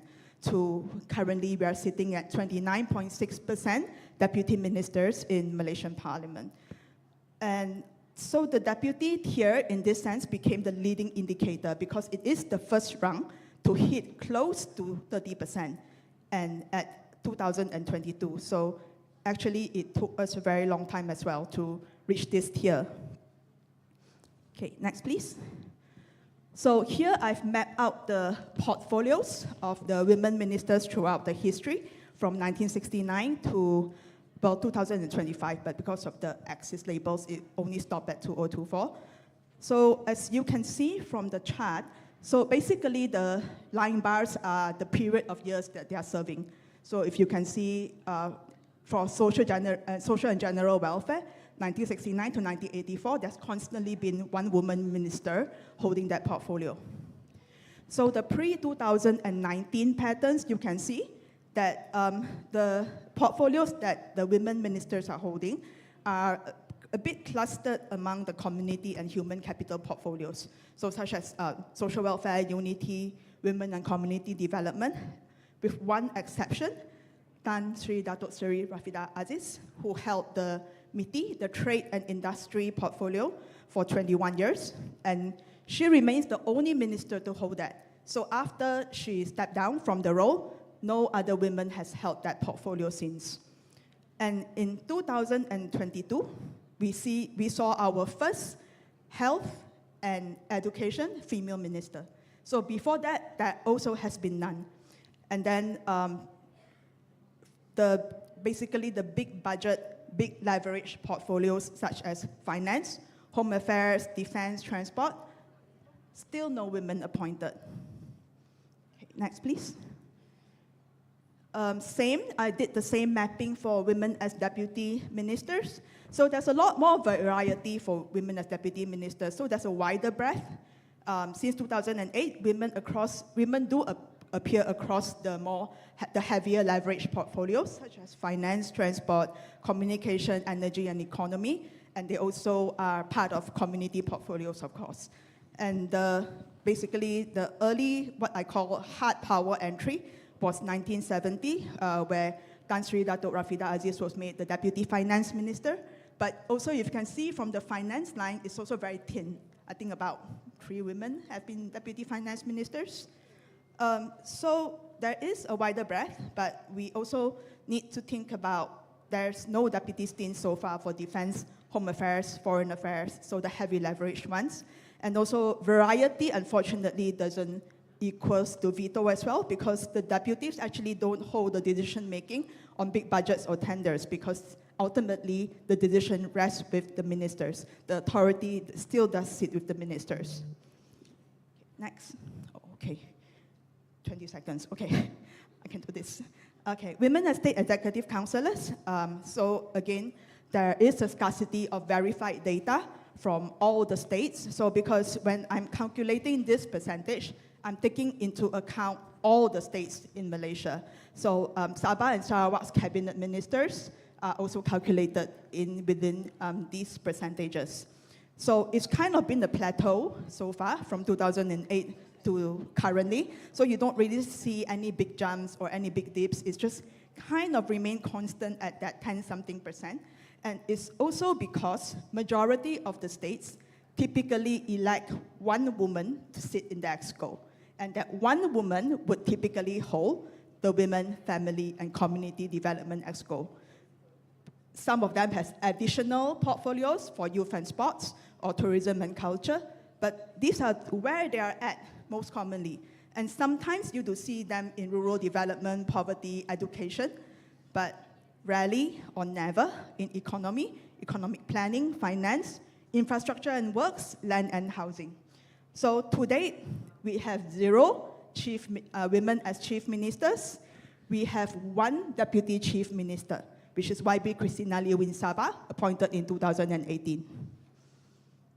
Okay, next please. Women in the chair, so women as speakers.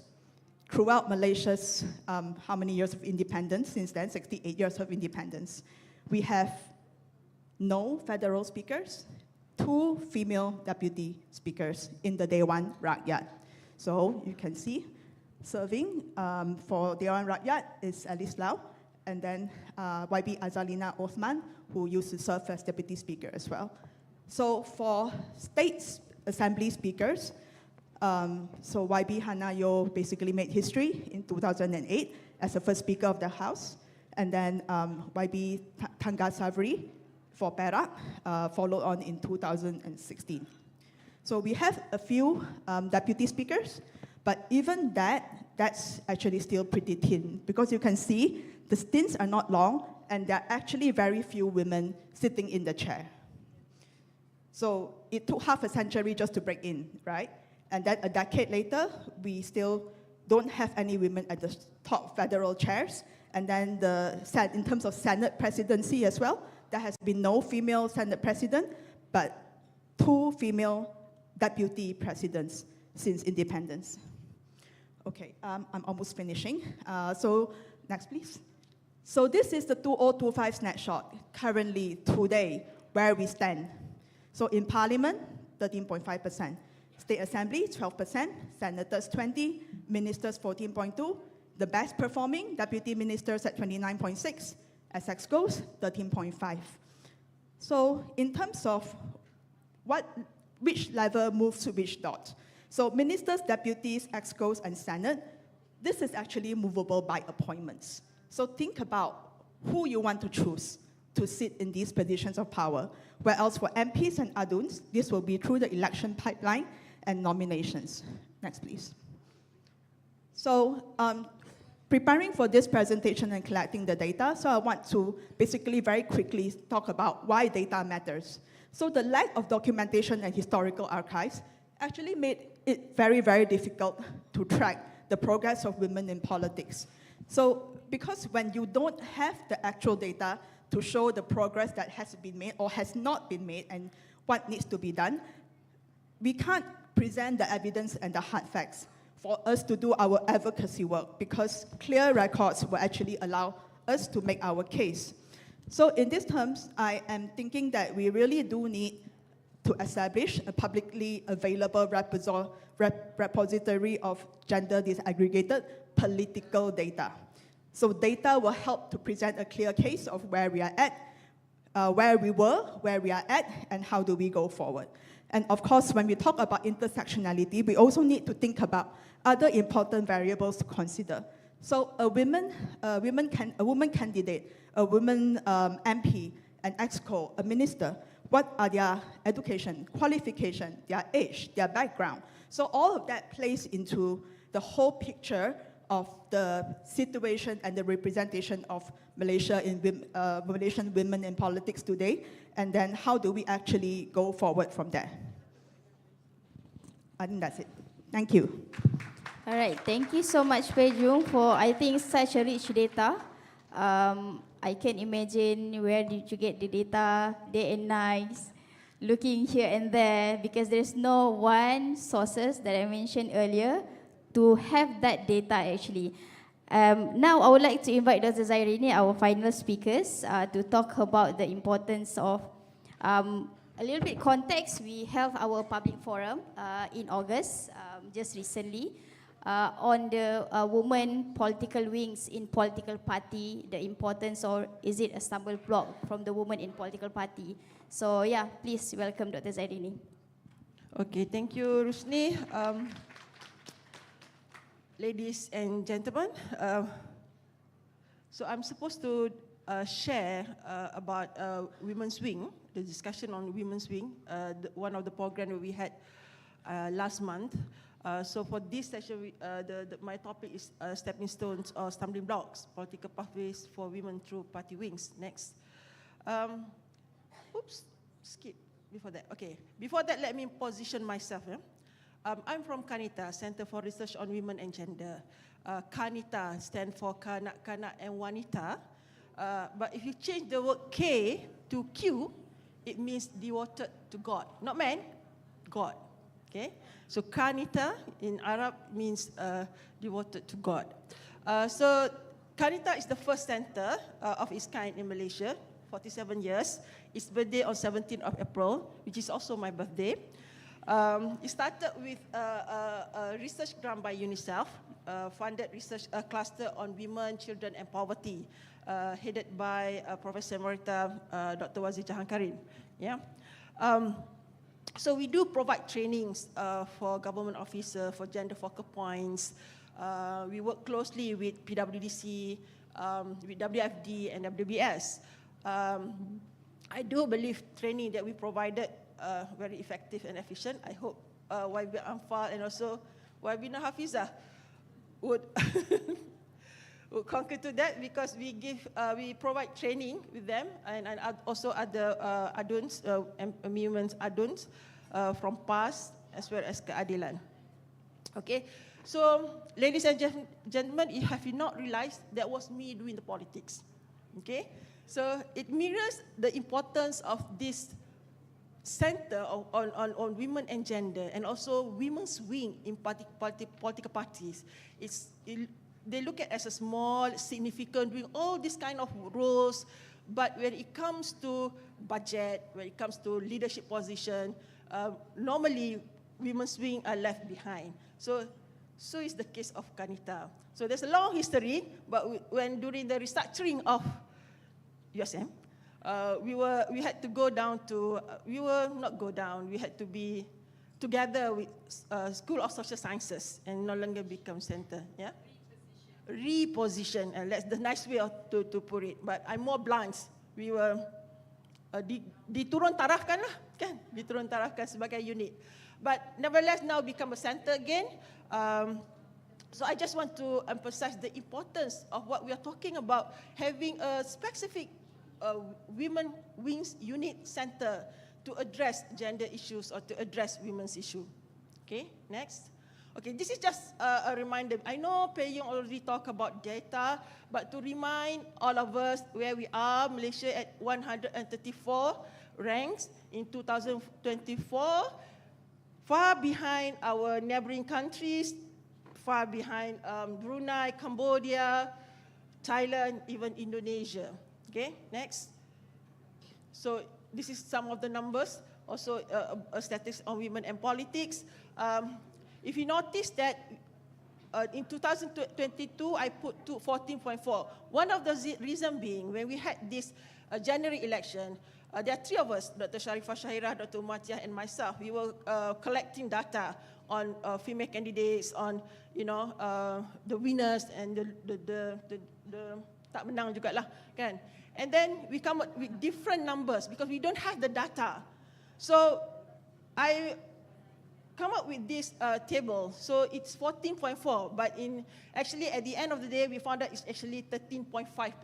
It shows how important it is to have a systematic repository data. When we talk about, we want to talk about, we want to present our case and to show the world that this is the number that we have, the low representation of women as candidates and also as the winners. Next. So number of ministries and deputy ministries, repetition again, but just to remind you. Next.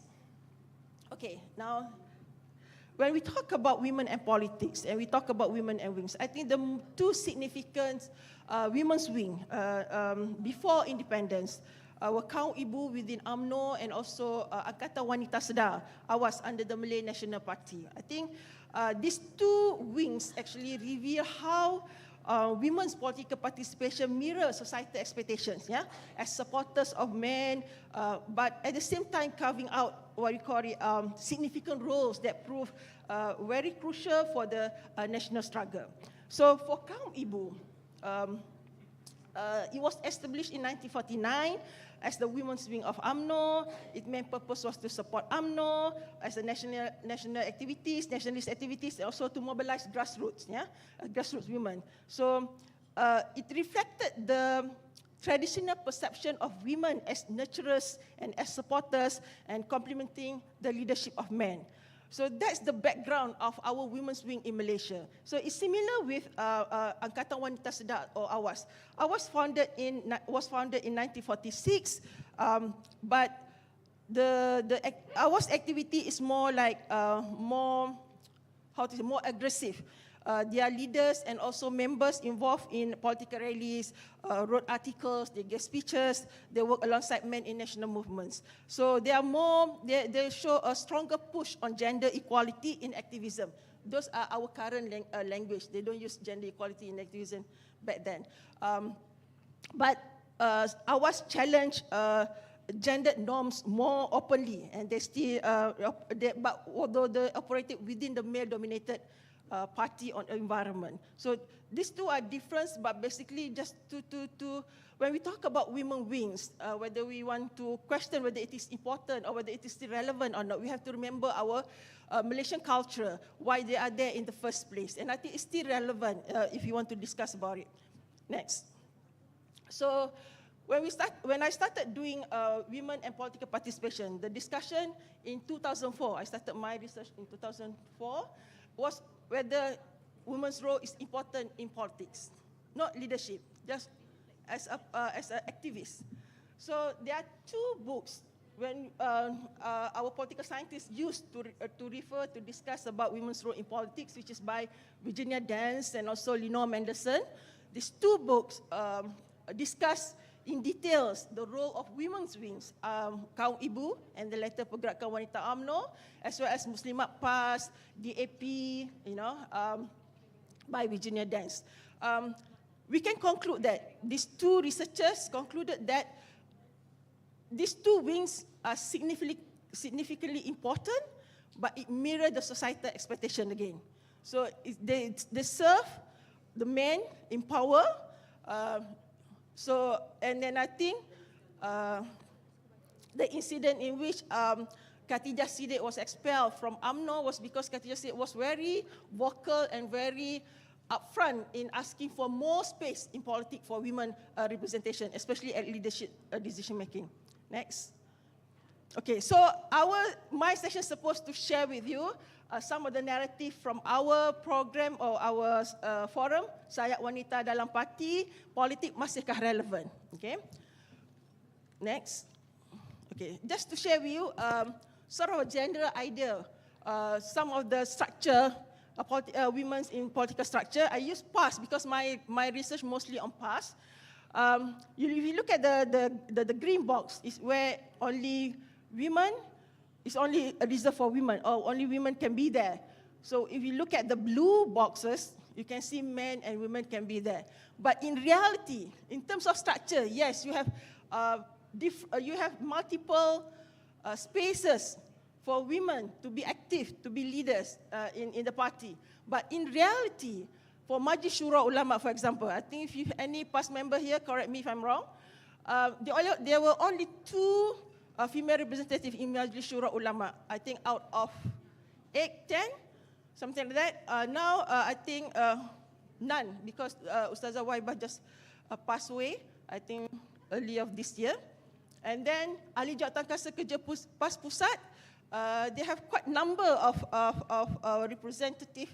male representative, I think 39 male leaders in Ahli Jawatankuasa Kerja PAS Pusat, Central Committee members, but only 5 women. None of the women are appointed to be in Central Committee. So this, I would say, mirrored other political parties as well. Correct me if I'm wrong, I believe this is the similar situation in other political parties as well. Next. So this is PKR, which is, I think, sometimes confusing for me, but sometimes easier to understand. I would say PKR depends on women's votes to be in certain position, because women can be everywhere. They can be in AMK, Angkatan Muda Keadilan, they can be in Majlis Pimpinan Pusat, they can be in Biro Politik, because they are the one who cast out the votes. So unfortunately, for PKR, you only have 4 out of 28 women in MPPP. Yeah? Next. So this is a wonderful picture, if you can follow me. For the first time, I think we can have more than 1 female standing next to a male leader. Remember COVID? When you have press conference, remember other press conference, you only have how many male leaders as compared to female leaders standing together? Now we have better. But again, Muda also has not achieved 30% female representative at the decision making level. It's only 29.63, if I'm not mistaken. Yeah. But this is a wonderful scenario, right? This is a fresh look into women and politics, women leadership in politics. Okay, we hope we can see more of this kind of scenario in politics. Next. So based on our public forum, these are some of the words uttered by our panelists. Our panelists come from Bersatu, Dato' Noli, from DAP, Kasturi, Puan Kasturi. We have Anis from Amanah, and we have Anis Hazira from Muda, and also Yang Bazilah from PKR. So they were saying that Women Wings is relevant because it's a platform, it's a foundation, it's a platform for entry point to build meaningful, safe pathways for women in politics. Many female leaders are born, trained from this platform. It's very inclusive for them, very strategic, will help them to be visible in politics through Women's Wing. So wonderful words to describe the importance of having women's wings in political parties by 5 female leaders representative in politics. Next. But some of them are not so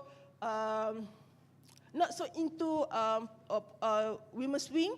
They were saying that the wing sort of limit their capability in terms of to be in upper class, upper position. They are women always seen as ground workers.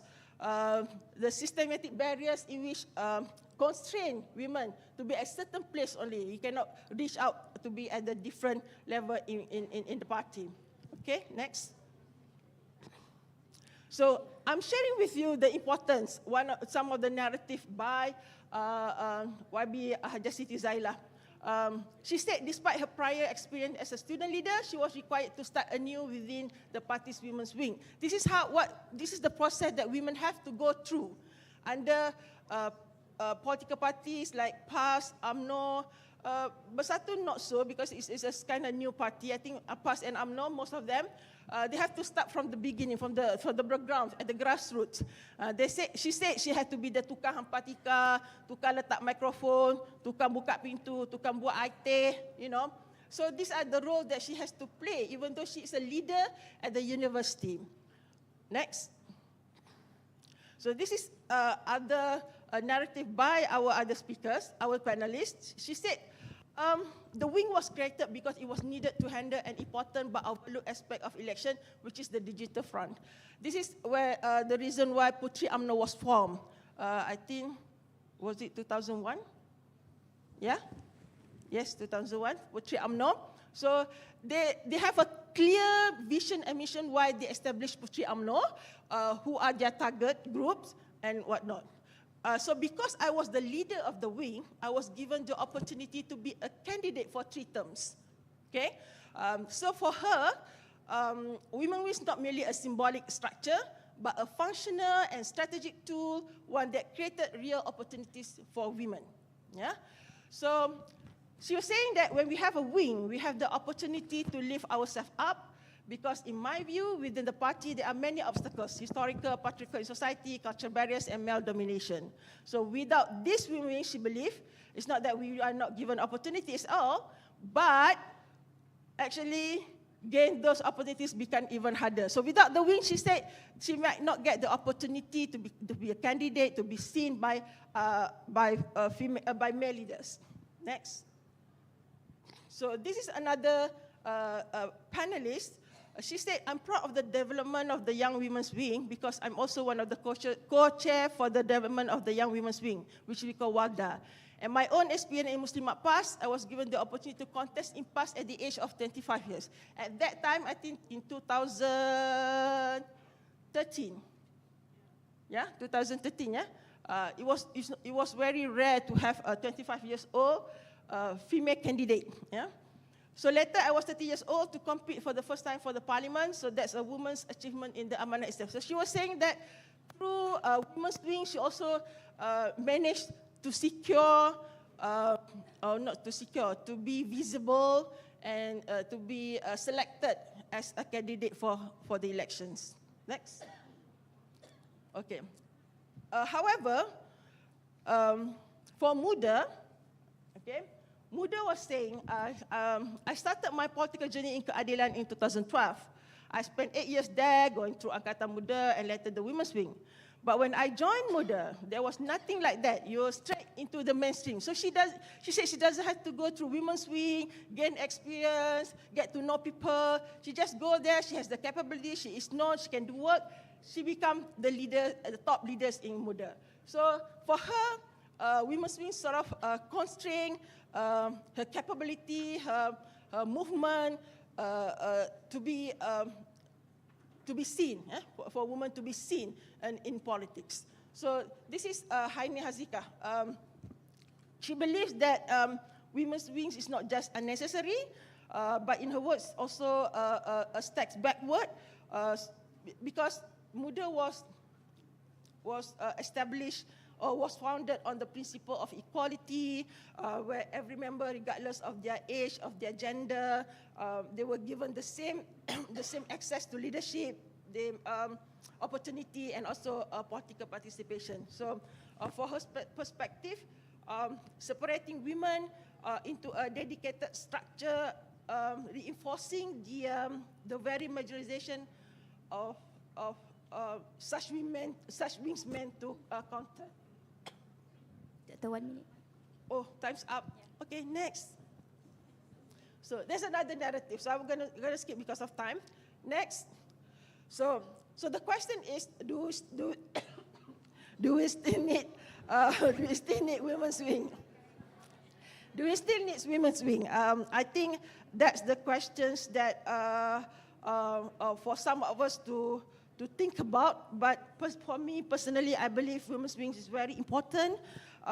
It serves its purpose. It has its purpose. Of course, it has limitations. It depends on how you negotiate your power using a women's wing. Okay, next. So the question of whether we need a women's wing is not a black and white issue.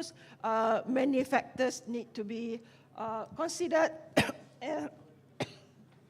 I'm sorry, I apologize. So, however, women's wing must resolve from being mobilization machines into becoming leadership's pipelines. Okay, I think with that I end my sharing session. Thank you. Thank you so much, Dr. Ring, for the insightful presentations. We actually have the round 2 of having conversation with speakers, but with the limited time, I would like to open to the floor for the Q&A sessions. I think it's important for us to having the conversations because this is very important topics that we can talk a lot about it. So yeah, Secretariat, please have the microphone on the floor. If you have questions, please state your name, your organizations, and your questions to any of the panelists. Is there anyone? Or maybe you have some of the insight or maybe opinion on the topic itself. Can I see the mic? Yeah, please.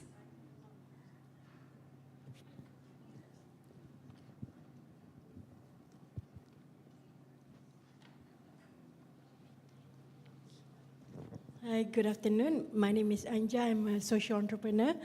Probably I would like to forward to Dr. Azian. All right. Doctor, from my observations, politicians who are not well versed or knowledgeable in certain complex issues often become a barrier to getting important proposals accepted or championed in Parliament. Would you agree if this is one of the key reasons behind delayed policy buys-in? Okay, all right, interesting.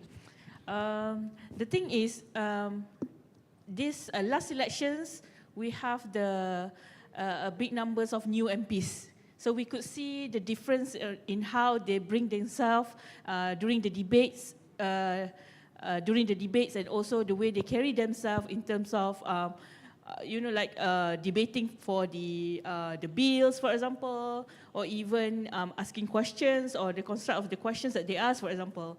But somehow, when it comes to the Parliament, the staff at the Parliament is actually helping them to our highest ability, for example. And I don't really see that could be one of the reasons, actually. It's more kind of like, it's actually when we interview the women MPs, the women MPs back for more works. For example, like if let's say we are able to be into PSSC, Jawatan Kuasa Pilihan Khas, for example, then we are more than willing to participate in more committees, as long as we are able to participate in, for example, like JKPK Ekonomi, for example, rather than just being seated in JKPK Wanita dan kanak-kanak.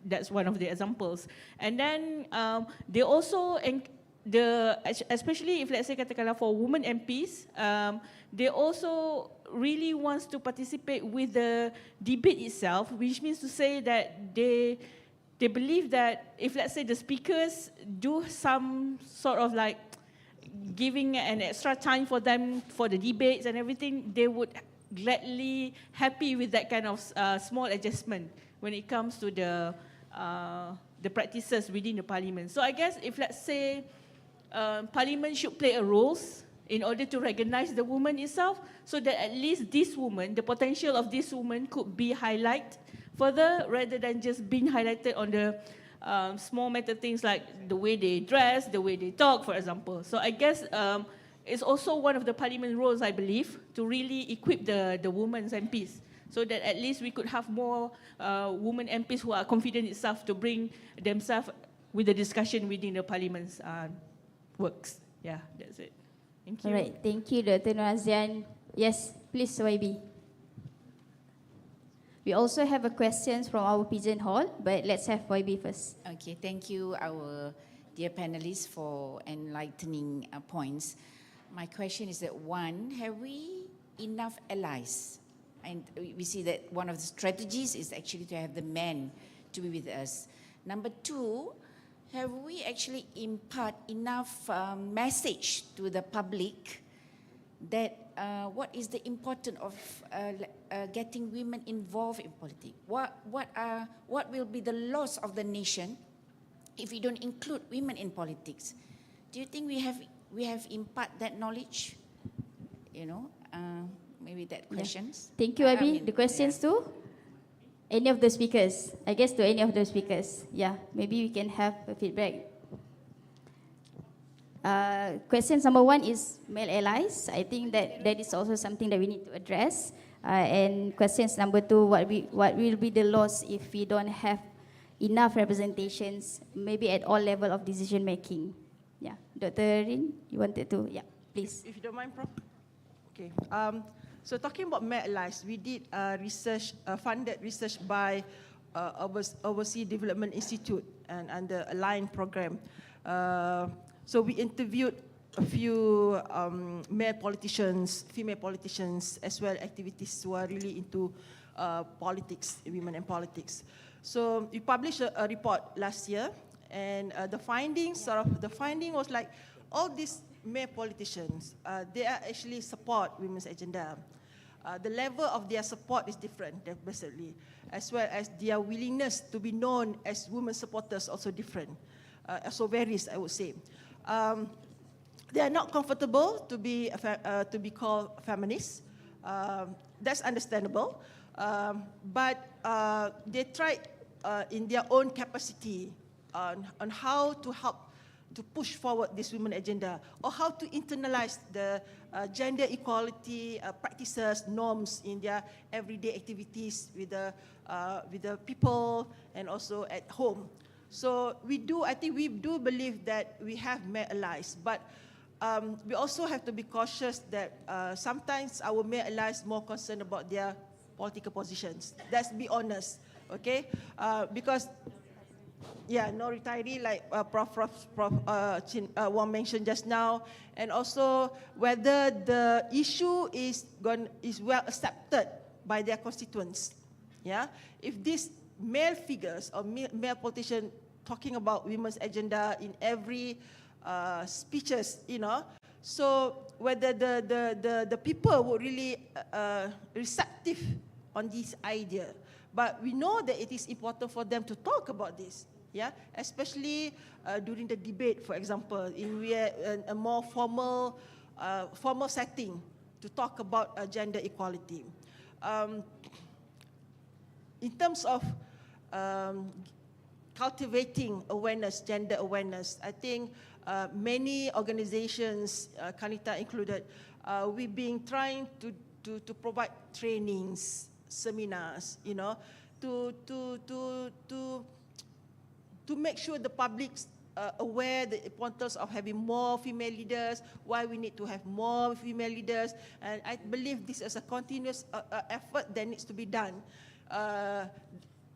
Maybe, I mean, we talk about akta gangguan sexual, for example. It has been 30 years of continuous work, yeah, on a sexual harassment act. So last year we managed to get, not last year, last 2 years, 2022, we managed to get it across, yeah.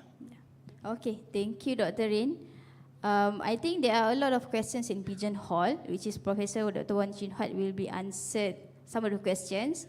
Can we just open our own Women's Party, and what change needed for Malaysia political culture to be more inclusive and supportive of women leaders, and what can we learn from our regions in terms of women representation in politics?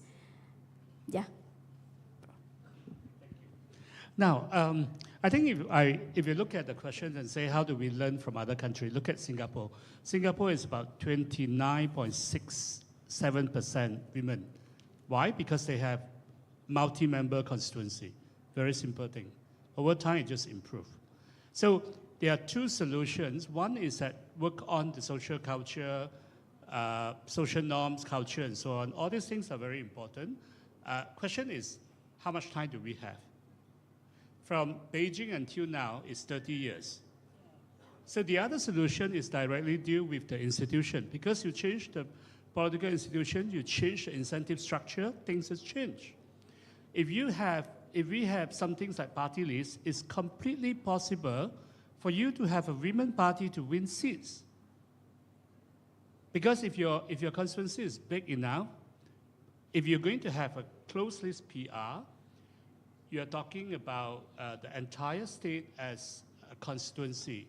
So if you have 10 seats, in order for you to get one seat, say a women party to get one seat, you basically need about 8 to 9% of votes. That's possible. That's possible for Green Party, for any particular niche issue party, but it's not possible under first past the post. Now, on how do you get people to retire? I think it's important to ask that question, but you also have to ask and say, now you get some old men to retire, does it mean that you're going to get women to replace them? You may not. It probably they may be replaced by some other men, younger men. So the question here go back, how do you actually present women?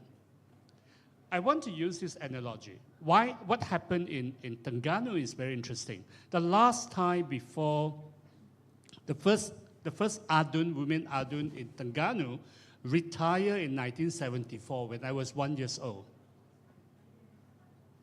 You imagine a whole state could have 3-4 decades, no women representation at all.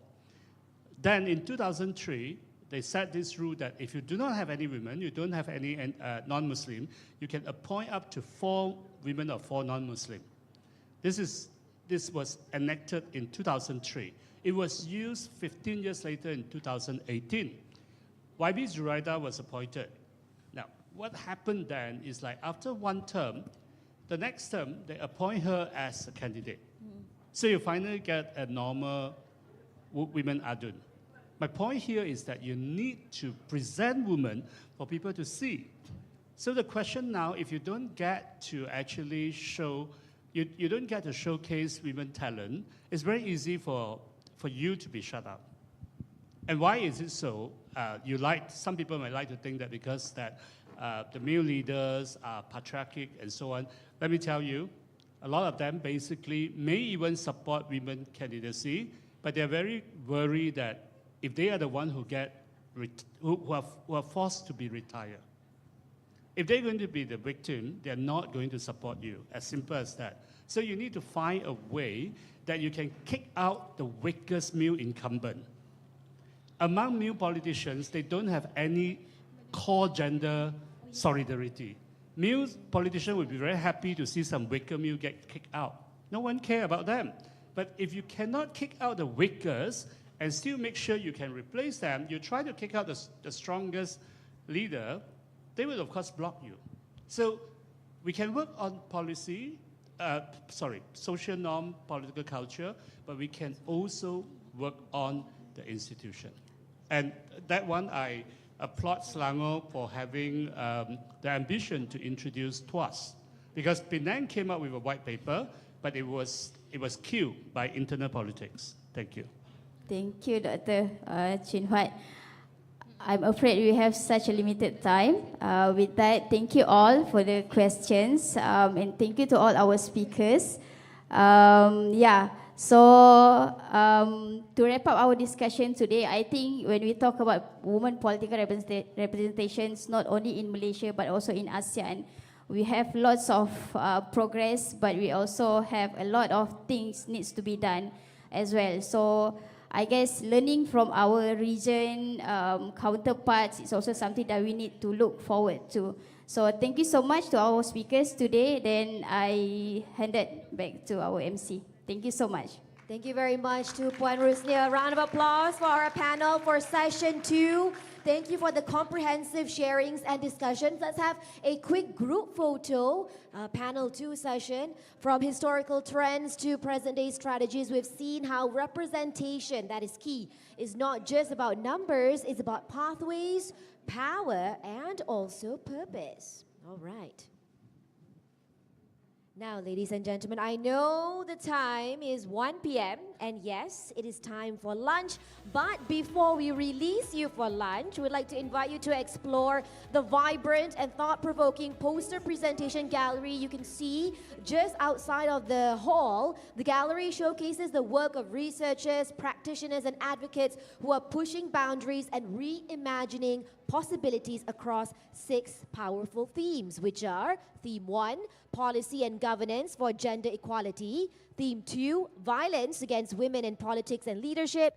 Theme 3, Social Inclusion and Community Engagement. Theme 4, Economic Empowerment and Care Economy. Theme 5, Legal Framework in Gender Equality. And Theme 6, Climate Change, Green Sustainability and Technology. We encourage you to engage with the presenters, ask questions, and reflect on how these diverse approaches can inform your own work. Each poster is not just a display, it's an invitation to collaborate, challenge assumptions, and co-create solutions. With that, ladies and gentlemen, have a delightful lunch, which will be served at Zamrud Room.